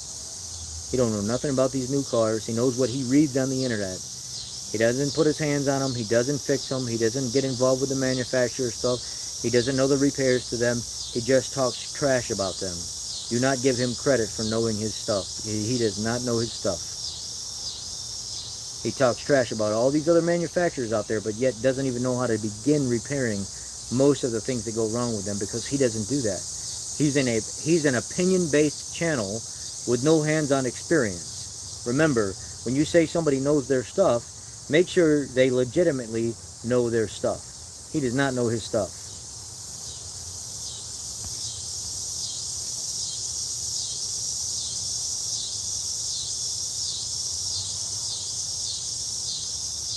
We just talked about a lot of YouTubers, recommendations, stuff like that. That's all.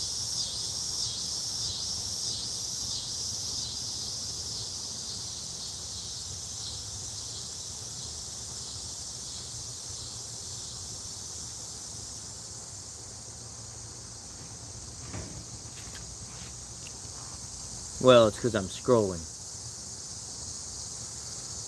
I'm trying to get to everybody's channel, or get to everybody's questions. I need to go ahead and get off of here because I've been on here long enough. I just want to make sure our Gearhead Garage guy really got taken care of. I appreciate you guys going there and subscribing to Gearhead Garage. Let's see where we're at. Yeah, baby. Woo! 198 subs. What did we take him from 162 to 198? That's awesome. You guys are awesome, man. You guys are awesome.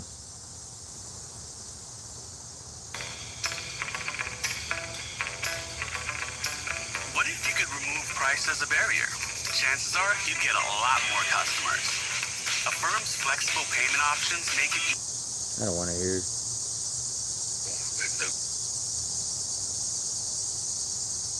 Thank you guys for subscribing to him.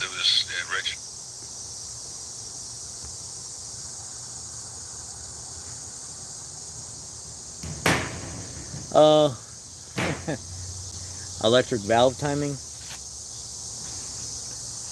I think it's going to be a disaster, but I don't really know as much as I'd like to know about it.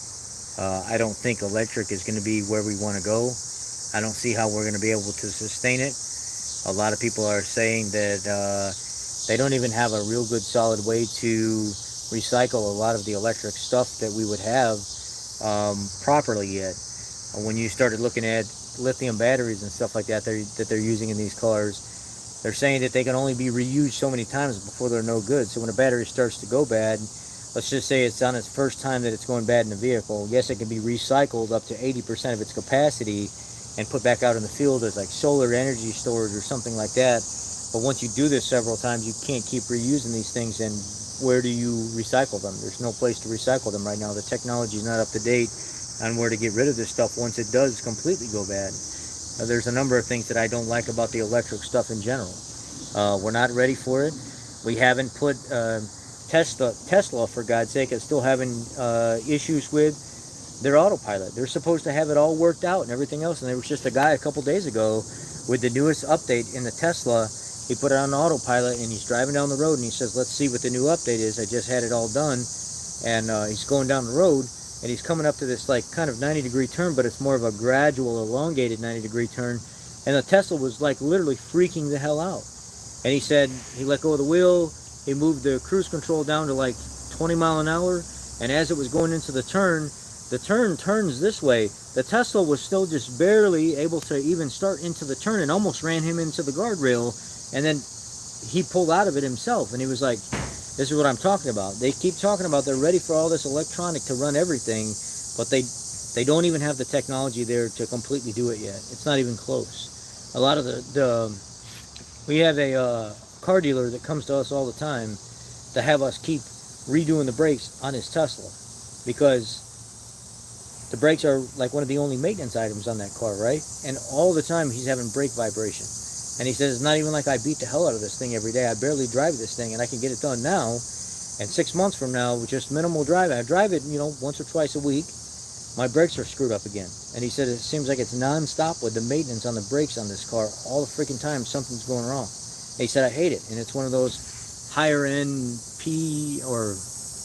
it's the SUV, the loaded sport SUV edition. And he said all the time some kind of warning message on the screen, the door doesn't want to open, the plastic on the back panel is rattling and stuff.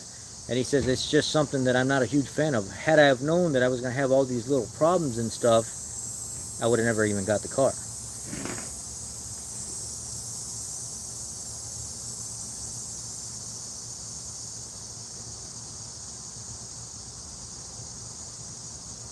How do I feel about customers updating their own software?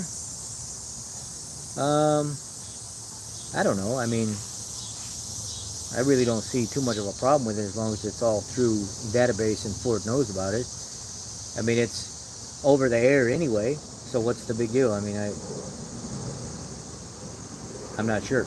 I don't know how to answer that. I think it's okay as long as it passes through fine and the update takes effect. Sure, why not?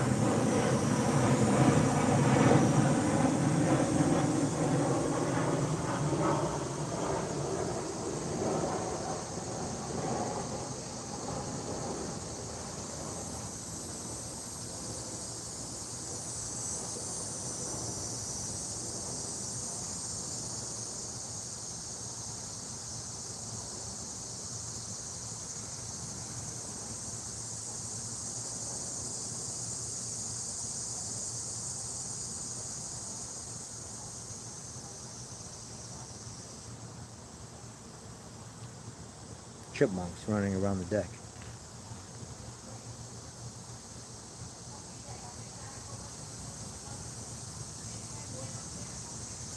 I don't know. I mean, they have come out with programming for stuff. Fluid flushes fix some of the shuttering sometimes. Just all depends on how bad it is and what you're going to get lucky when you find out.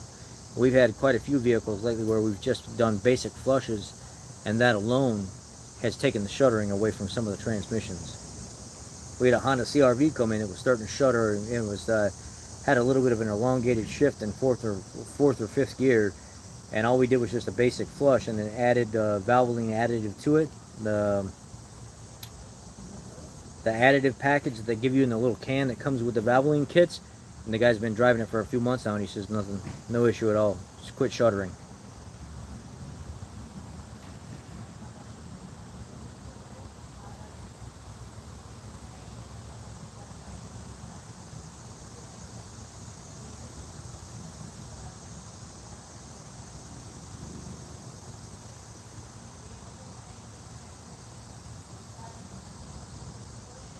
I think the RPM Act, everybody should sign. They should not be able to stop us from building our own performance cars and stuff like that because of what the EPA says.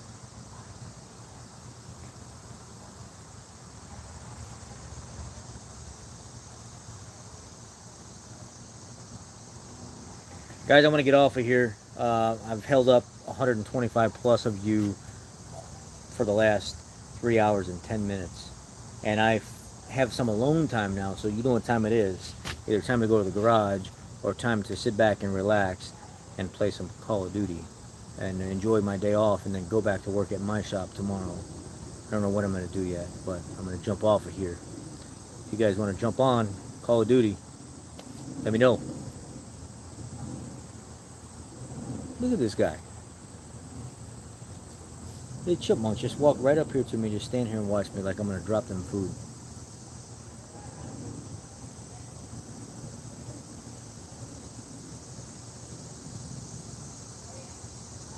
Hope I didn't get a bad review.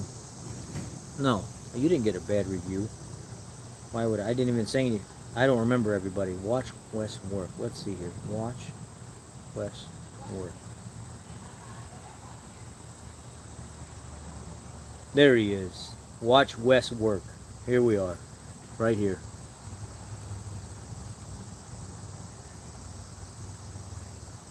Alright, I'll sub to you. I'll sub to you. Got some tractors and stuff on here. See, you got some equipment on here. Let's see what we got here. International end loader. I remember having to fix some of the leaking pistons and hydraulic lines on some of these out in the field, working for a excavating company. No fun at all. Out in the middle of nowhere with nothing but a stripped down truck. Let's see here. Watch Wes work. The big man just messaged on the channel just now. 142,000 followers.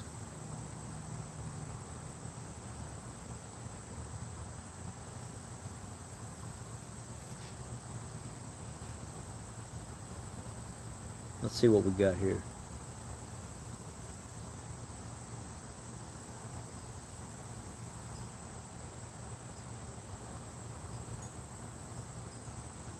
Okay, I see an OBS on here. OBS 7.3 Powerstroke, back on the road. Already I am.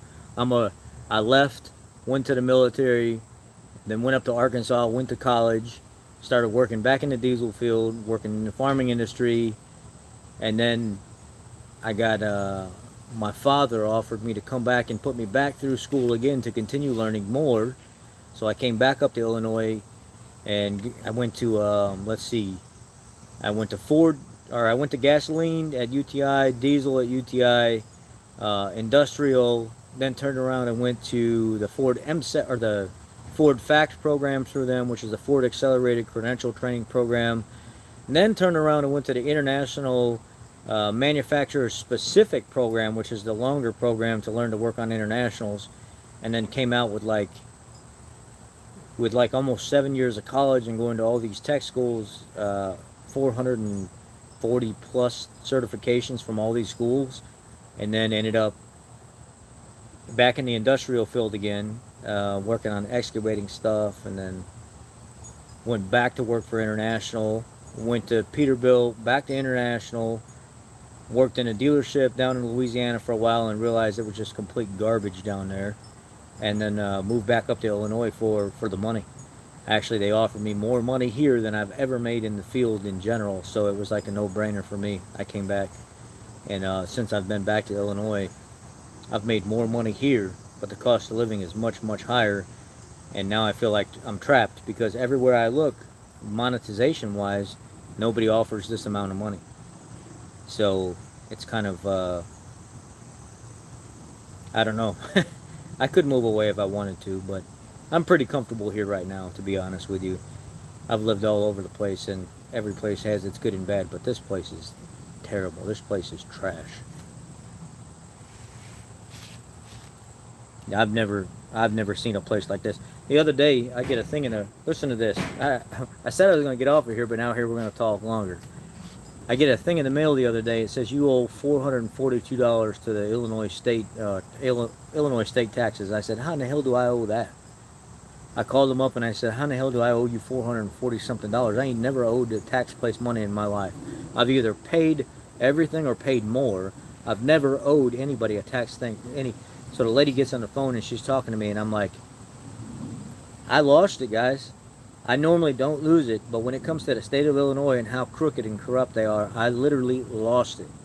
I was like, so you mean to tell me, because of a paperwork error in 2016 when I moved back here, you're charging me an extra $200 in fees that I didn't even know about since 2016, and you guys get away with this kind of stuff? When was my letter that you were going to notify me from 2016 that I owed $100 in extra taxes because I didn't transfer my state properly? I didn't do my tax form in 2016 properly. So you wait until it accrues and accrues and accrues and accrues, and then you get all these fees.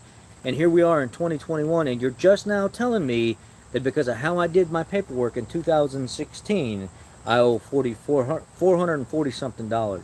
Take your damn money. And I said, this is just like this corrupt state to do stuff like this.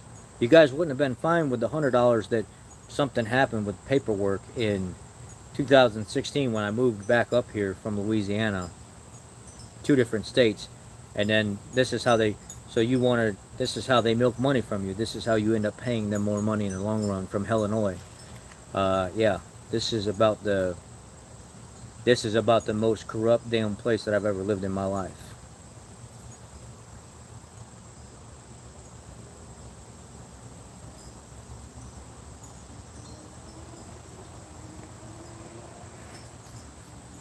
So if y'all want to check them out, I mean, if you're, wait a second now, since you're on here, and all these people are watching us right now, we got 130 people on. We had 200 something earlier, but I've been on here for 3 hours just yapping away. Now, you see Watch West work on here. It's time to hold them accountable. When are we going to do this collaboration? You're on here right now. Let's get it done. You're from Illinois. Let's do it. Collaboration, collaboration, collaboration. Put him on the spot, guys. Put him on the spot.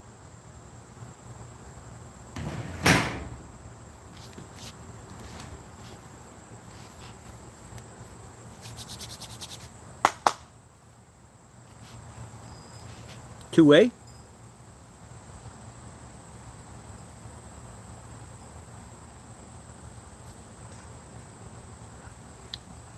Mixed results. What do you mean by mixed results? It could be a good thing if you get two good personalities.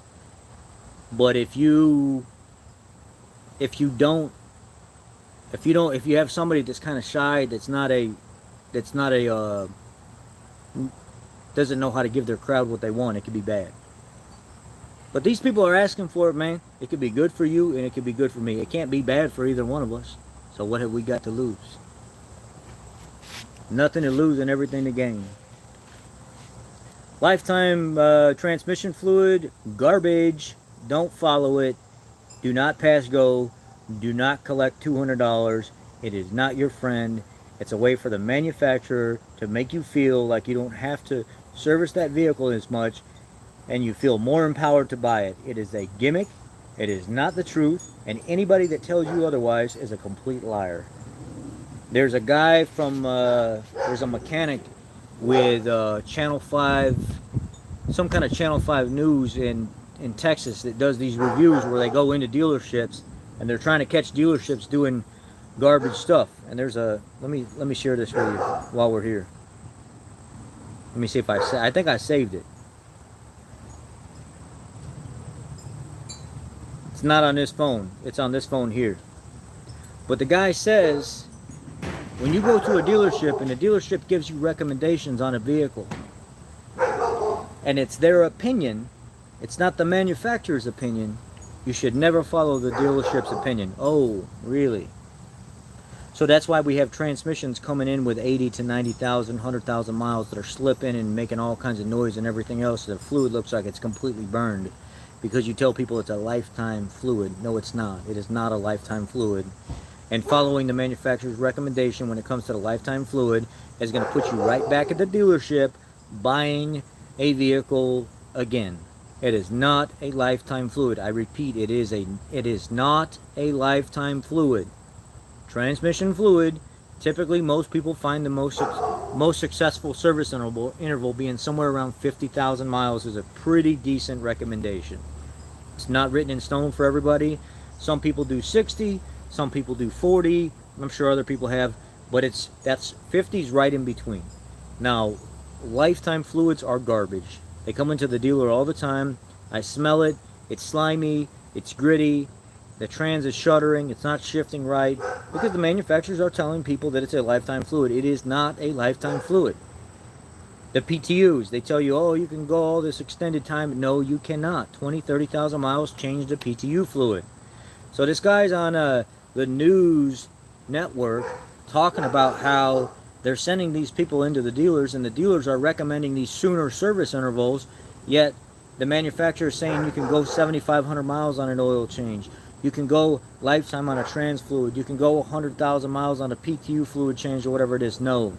No. He's a bought and paid for shill. The news company uses him, and then they pin the public against the dealership, and then the dealership has to fight for everything that they get, all the trustworthy business they try to pull right out the door. It's a gimmick that the news companies play whenever they try to attack other people and they try to generate more views and more notoriety out in the community as if they're somewhat of a reputable. All news is garbage. All news is garbage. We don't have news reporting agencies like we did back in the 70s and 80s, where there were 50 different reporting agencies out there where they all had to strive to tell a story. They all had to strive to find the truth and find out what really happened, where it was actually an honorable thing to go out and tell the true story about a situation, to give the skinny to the public and give them that information. Now most news companies, I think all of them, are owned by like 5 families, and they're all like of Jewish descent or something like that, multi-billionaires that own Disney and Fox and CNBC and all these other ones. They're all owned by the same people. There's not 50 different companies anymore. They're all garbage. This is what they have to do to generate views and generate notoriety and generate stress and drama in the public. They're the root of all the problems that we're dealing with.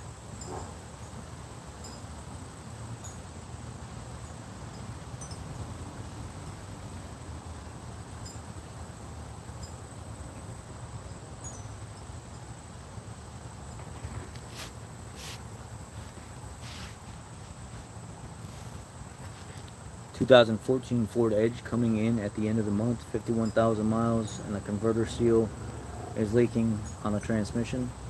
Have you confirmed that it's actually trans fluid, or is it the oil pan leaking up by the seal? Because I get a lot of people that come in and they say, you know, I took it to this garage and they said it was this, but then when I actually dig into what it actually is it's the back of the oil pan all the way up by where the transmission and stuff bolts, and it starts to seep around the top of the oil pan where they don't put enough glue, or they don't put enough 357, or they don't put enough they don't put any at all, and they think it's a converter seal and it's not tranny fluid, and they mistake it as tranny fluid because of how dirty it gets, and really it's motor oil. I reseal the oil pan and then it never comes back again.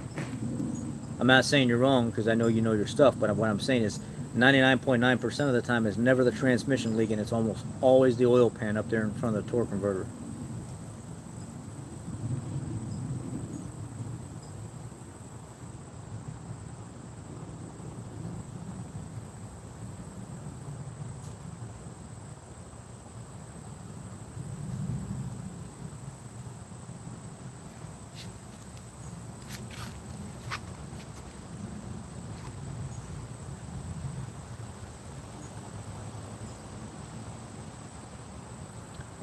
Well, you can do a flush, but you don't have to do a full flush. You can do like an 80% or a 70% or something like that, and it would still be fine. But I don't ever do full flushes, and I don't ever recommend doing that. What I do is I'll pull the valvoline machine out. I'll suck everything out that's in the pan before it gets nasty or it starts to turn colors at about 40,000-50,000 miles. I'll pull all that fluid out of the pan, and then I'll refill it with 4.5-5 quarts. And then I'll run the vehicle, and as the vehicle's running and the new fluid is mixing in with some of the old stuff, I pull quart for quart. I pull one out, put one in, pull one out, put one in, pull one out, put one in, and it slowly mixes in with some of the old fluid, so it's not actually a full flush, but it's like a 80%, 90% flush, and some of that old is still in there, and never have a problem with the vehicle coming back. The only time I've ever had a problem is whenever somebody's hooked the machine up and washed everything out inside the transmission at like, you know, 80 to 100,000 miles. Then it starts coming back in with shifting issues and stuff like that.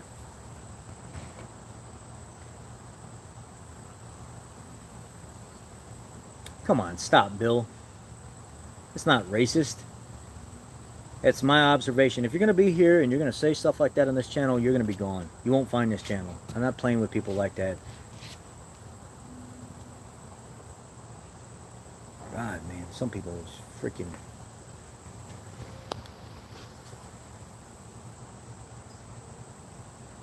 Is there any moderators on here right now at all?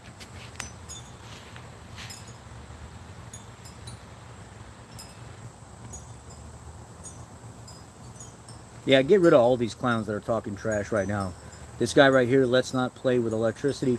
Get rid of that clown and get rid of this other clown up here, Bill. Just get rid of him.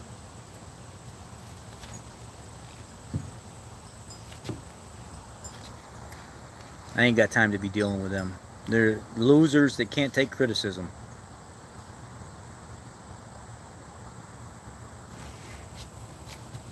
Thanks, Bob. I appreciate it.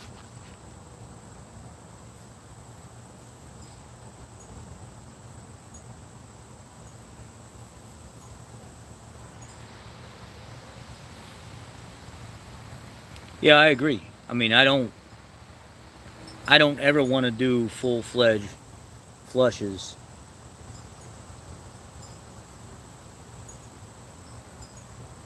I'm going to make Rich a moderator too. He's always here.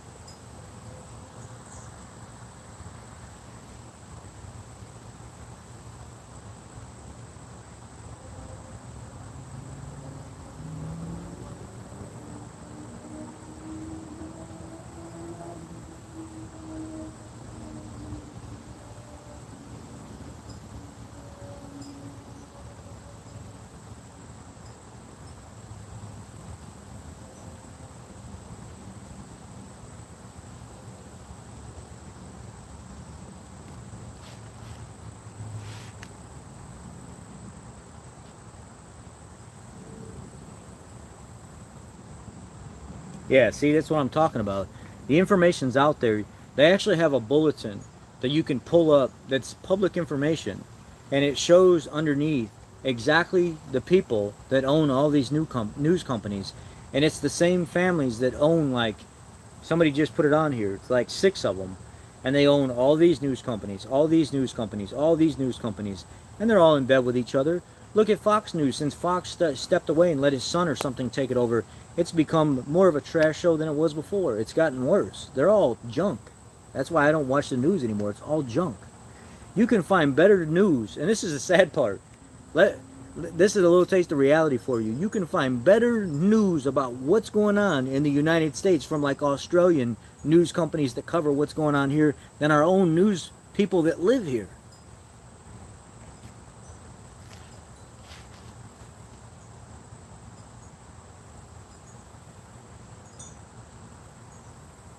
Yeah. I actually, you're talking about A-Rod, right?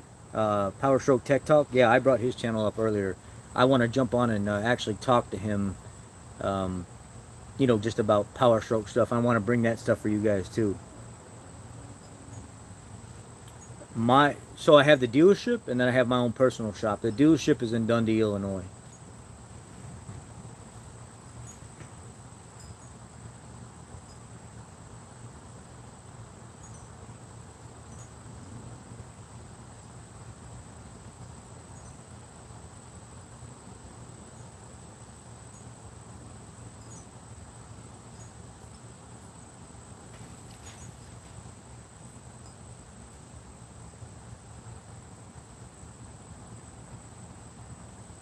Yeah, Aaron's good.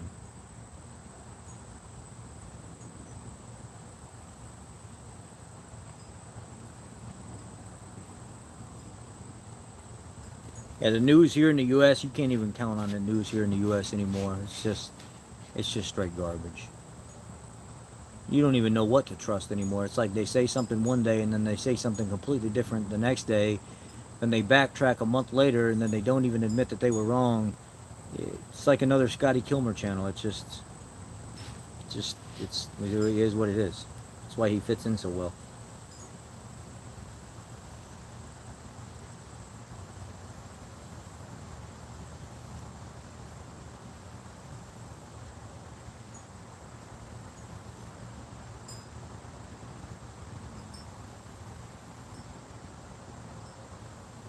No, don't ever go watch F-165's videos. I covered him earlier. The guy's a clown. That's the one I talked about earlier, which was a race-baiting clown that just wants to attack everybody on the internet. He's one of these social justice warriors They want to pin white people for all the problems in the world. That's what F165 does. That's his whole thing with his channel.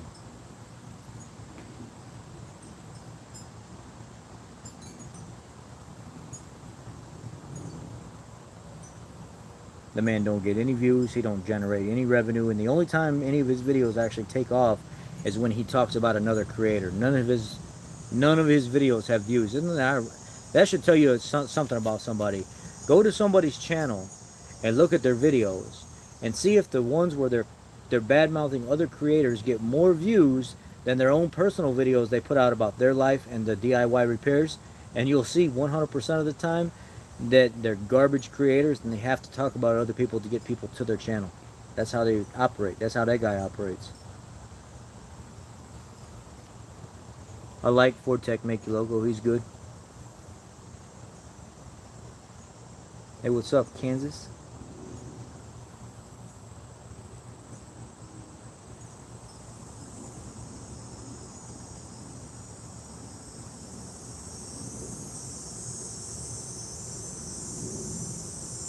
South Main Auto is really good. Yeah, we talked about him earlier.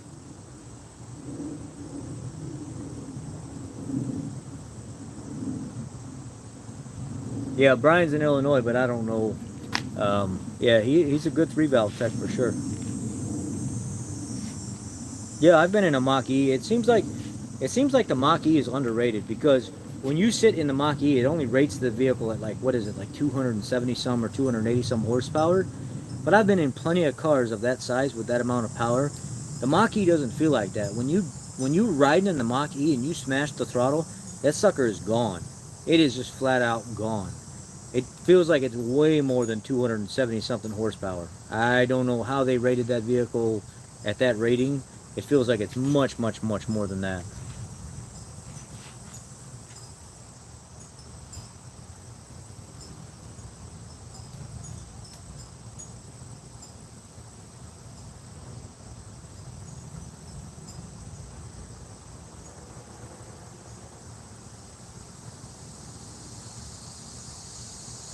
All right. Yeah, sure. I know it's the instant torque, but it just feels like, man, it feels like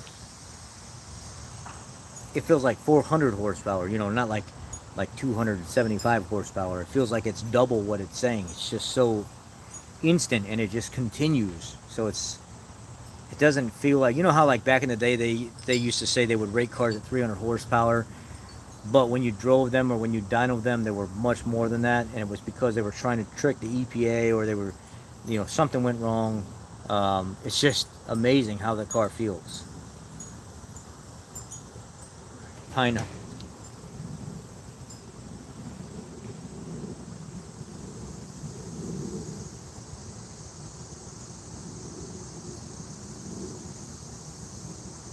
You're not blocked.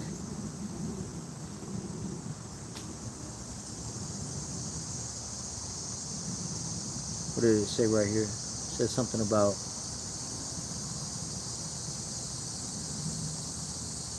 I am new, can't tell. Yeah, I'm seeing your posts. I see them. I don't know who they are. I mean, I could look them up to show everybody real quick, then, you know, and then I'll show who Pine Hollow is, but I don't go to a lot of YouTube channels. I only go to channels that people share videos. I don't go trying to look for stuff.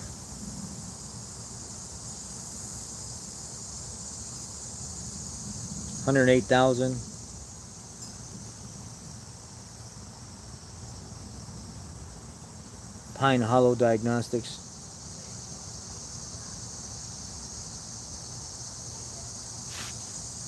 The 8-month parts cannon. See, now he's got some decent views. Now this guy,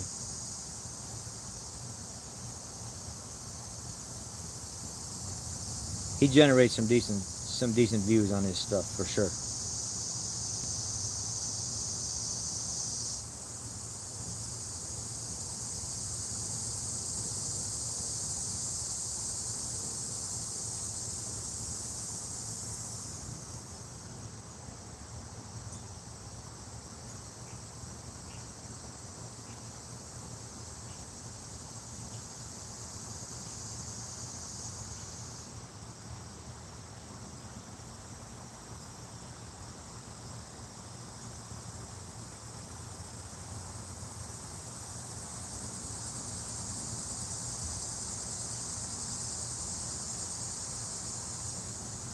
Here's another one that a lot of people watch.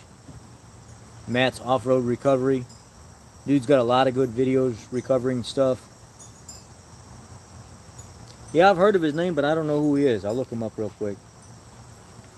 V-Core.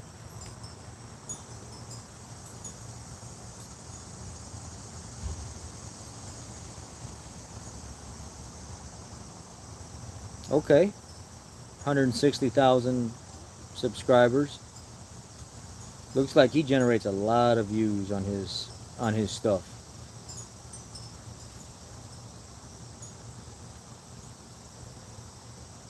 Car dealer sold my Bronco after I already paid for it. He takes a picture of the guy and sticks it up in the corner and says, "F this guy, scam alert." Oh, I love it. I love it. This guy's critical right there, baby.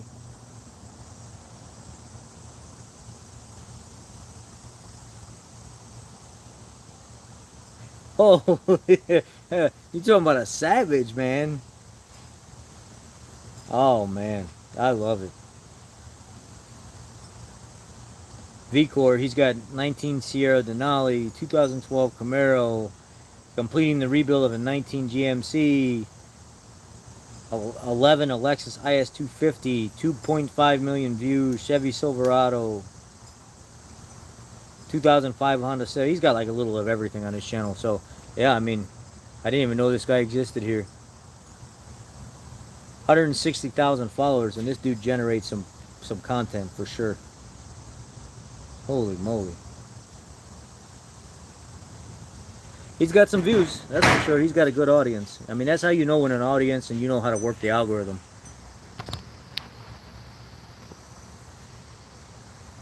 Scotty just posted a video about how he doesn't want to buy a Ford anymore after he posted a video praising. That's what Scotty does. Let me make this very, very clear for new people here. Scotty is not a mechanic. Scotty was not really a mechanic. He worked in a gas station garage. He did some stuff for TV. He became known in his community. He did a couple like infomercial type shows for people and stuff like that. He got out there through the public, through media and stuff like that. Scotty's been on the internet for like 10 or 15 years. He's like one of the longest running YouTubers on the internet. And he knew media right from the get-go. Scotty was never actually a legit mechanic out in the field doing the grunt work and that the rest of us do. He picked up on the basics. He picked up on the maintenance stuff. He picked up on the how to tell if your battery's bad or how to figure out where your short's at. But never into the heavy stuff of ripping apart engines and transmissions and diesel work. He never did any of that stuff.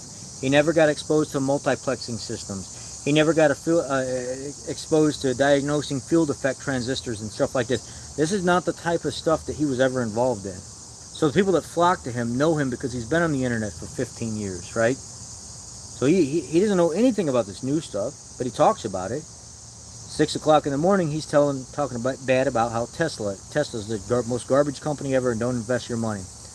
5 o'clock in the evening, he's praising the Honda hybrid system. 2 days later, he's driving a Tesla talking about how great it is, how it performs so well and it's sticking to the ground. It's just an amazing vehicle. Yesterday, he talked about how wonderful a 5.4 something 3 valve, whatever it is. Now he's talking about how he never wants to buy a Ford. You have to know the creator that you're dealing with. I don't have a problem. I don't have a single problem. I have 2 problems. One is with that race baiting clown F165 that in every one of his videos, all he talks about is race baiting and how white people did this and white people did that and white cops going from 0 to 100. That's his whole channel, and he finds people to attack, and that's what he does. He attacks them. And Scotty Kilmer that puts on his clown show. A lot of unsafe recommendations, no jack stands, compression fittings on brake lines, lying to people constantly, playing with their head all the time about this is what I would buy, this is what I wouldn't buy, and now I would buy that and I wouldn't buy this. Those are the only 2 people I have a problem with on the internet that I openly speak out about when people bring them up. Now there's a reason for that. One guy's just a complete clown, F165, that doesn't know his backside from a hole in the ground. And Scotty Kilmer is an internet personality that was built off of media. The guy never really had any actual time in the field doing anything constructive like the rest of us have. There's a reason why he does what he does. He's very good at it.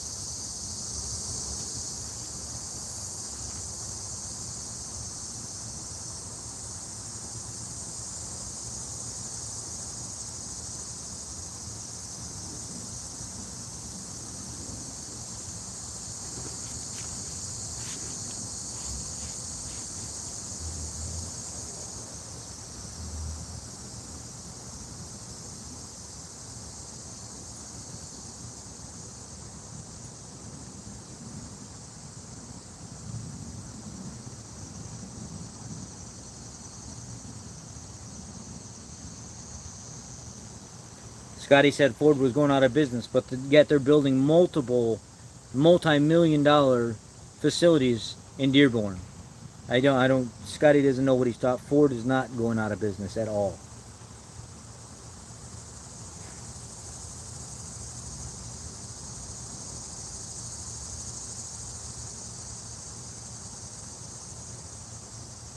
No, he's not. The guy's a clown. Hey, Scotty knows he's got his crowd. He knows he's got the 4.5 million followers. Scotty knows that he's going to be able to retain that $14.5 million worth of worth as long as he keeps doing what he does. He doesn't have to change for anybody. He doesn't have to prove anything to me or you or anybody else, and he knows that he's still going to be set. He keeps putting out all these videos about bye, I'm leaving forever or something like that, and then when you watch his video, he says, oh yeah, subscriber XYZ says, Scotty, are you going to keep making videos forever? And then he says, ha ha ha ha ha, with the donkey in the corner laughing. Oh, yeah, I probably will be. I'll probably be like rolling over in my grave, still making videos. Yeah, I'm not going anywhere. And then what do people do? They flock to the next video that says, oh, I'm leaving the internet forever. Boom, bing, bing, bing, bing, bing. It's just skyrocketing with views. And here people go. He just got done telling you 2 days previously that he would never get off the internet until he's dead.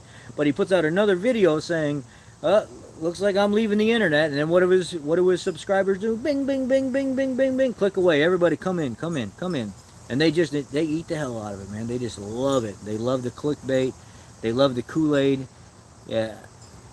The people on his channel, they have got to be something else, or they're only there for the entertainment purposes of his goofy ass laugh, and half the stuff he says you can't even make out because it sounds like he's drunker than a damn skunk.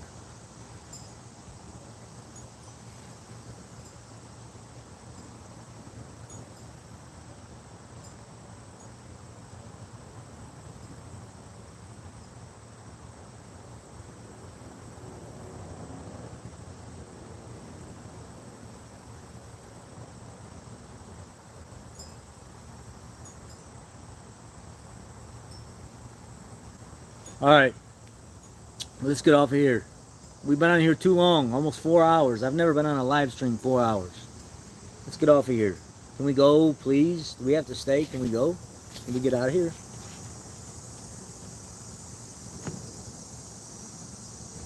Can we leave now?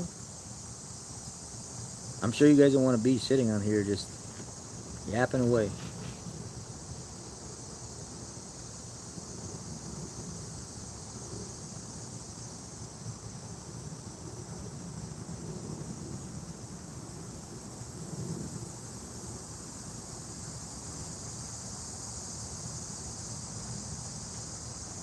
Guys, it's awesome having you on here as always. The channel has been blowing up lately. Like, seriously, I cannot believe the support. I cannot believe that I have the fan base here and the views here and people sharing my stuff all over the place. You guys are coming to my shop, actually my business, my work is seeing you guys coming in my shop. You're bringing your vehicles to me at my dealership, and you're allowing me to work on them, and you're trusting me, which I love that more than anything. So they see the value in me, and now I have my own place, and they're not worried about me taking business away from the dealership because I keep my personal life separate from my professional life, right? And that's amazing that you guys would be here. It's amazing that you guys would support me. It's amazing that that I have what I have, and I really appreciate you. And Wes, Let's do this. I'm going to leave my email in the comment section and get a hold of me so we can talk, or I'll go click on your channel and let's do something. I don't know. Maybe we can do the Ford Edge versus my town car and smoke the hell out of that thing. I don't know. We can go. You pick. Why don't you buy a Panther car and then me and you will race? We'll do like a promotional thing or whatever. We build the car up and then we'll go race each other. Anyway. Let's do this some other time. Thank you guys. Next weekend. Well, let's do it. Let's pick just a stock car and let's build it up and let's race each other. Let's be two YouTubers that just go head to head. You work on stuff, I work on stuff. Let's have at it, man. That'd be a nice, fun little project. We'll keep it under, let's just say we keep it under $5,000 or something like that and just pick 2 Panther platform cars and just have at it. And just see what we can do.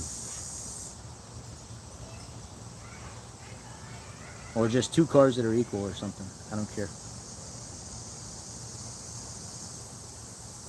Y'all be blessed. I'm going to go enjoy my day. Thank you guys. Take care. Love y'all. It's been amazing. 4 hours long. See y'all.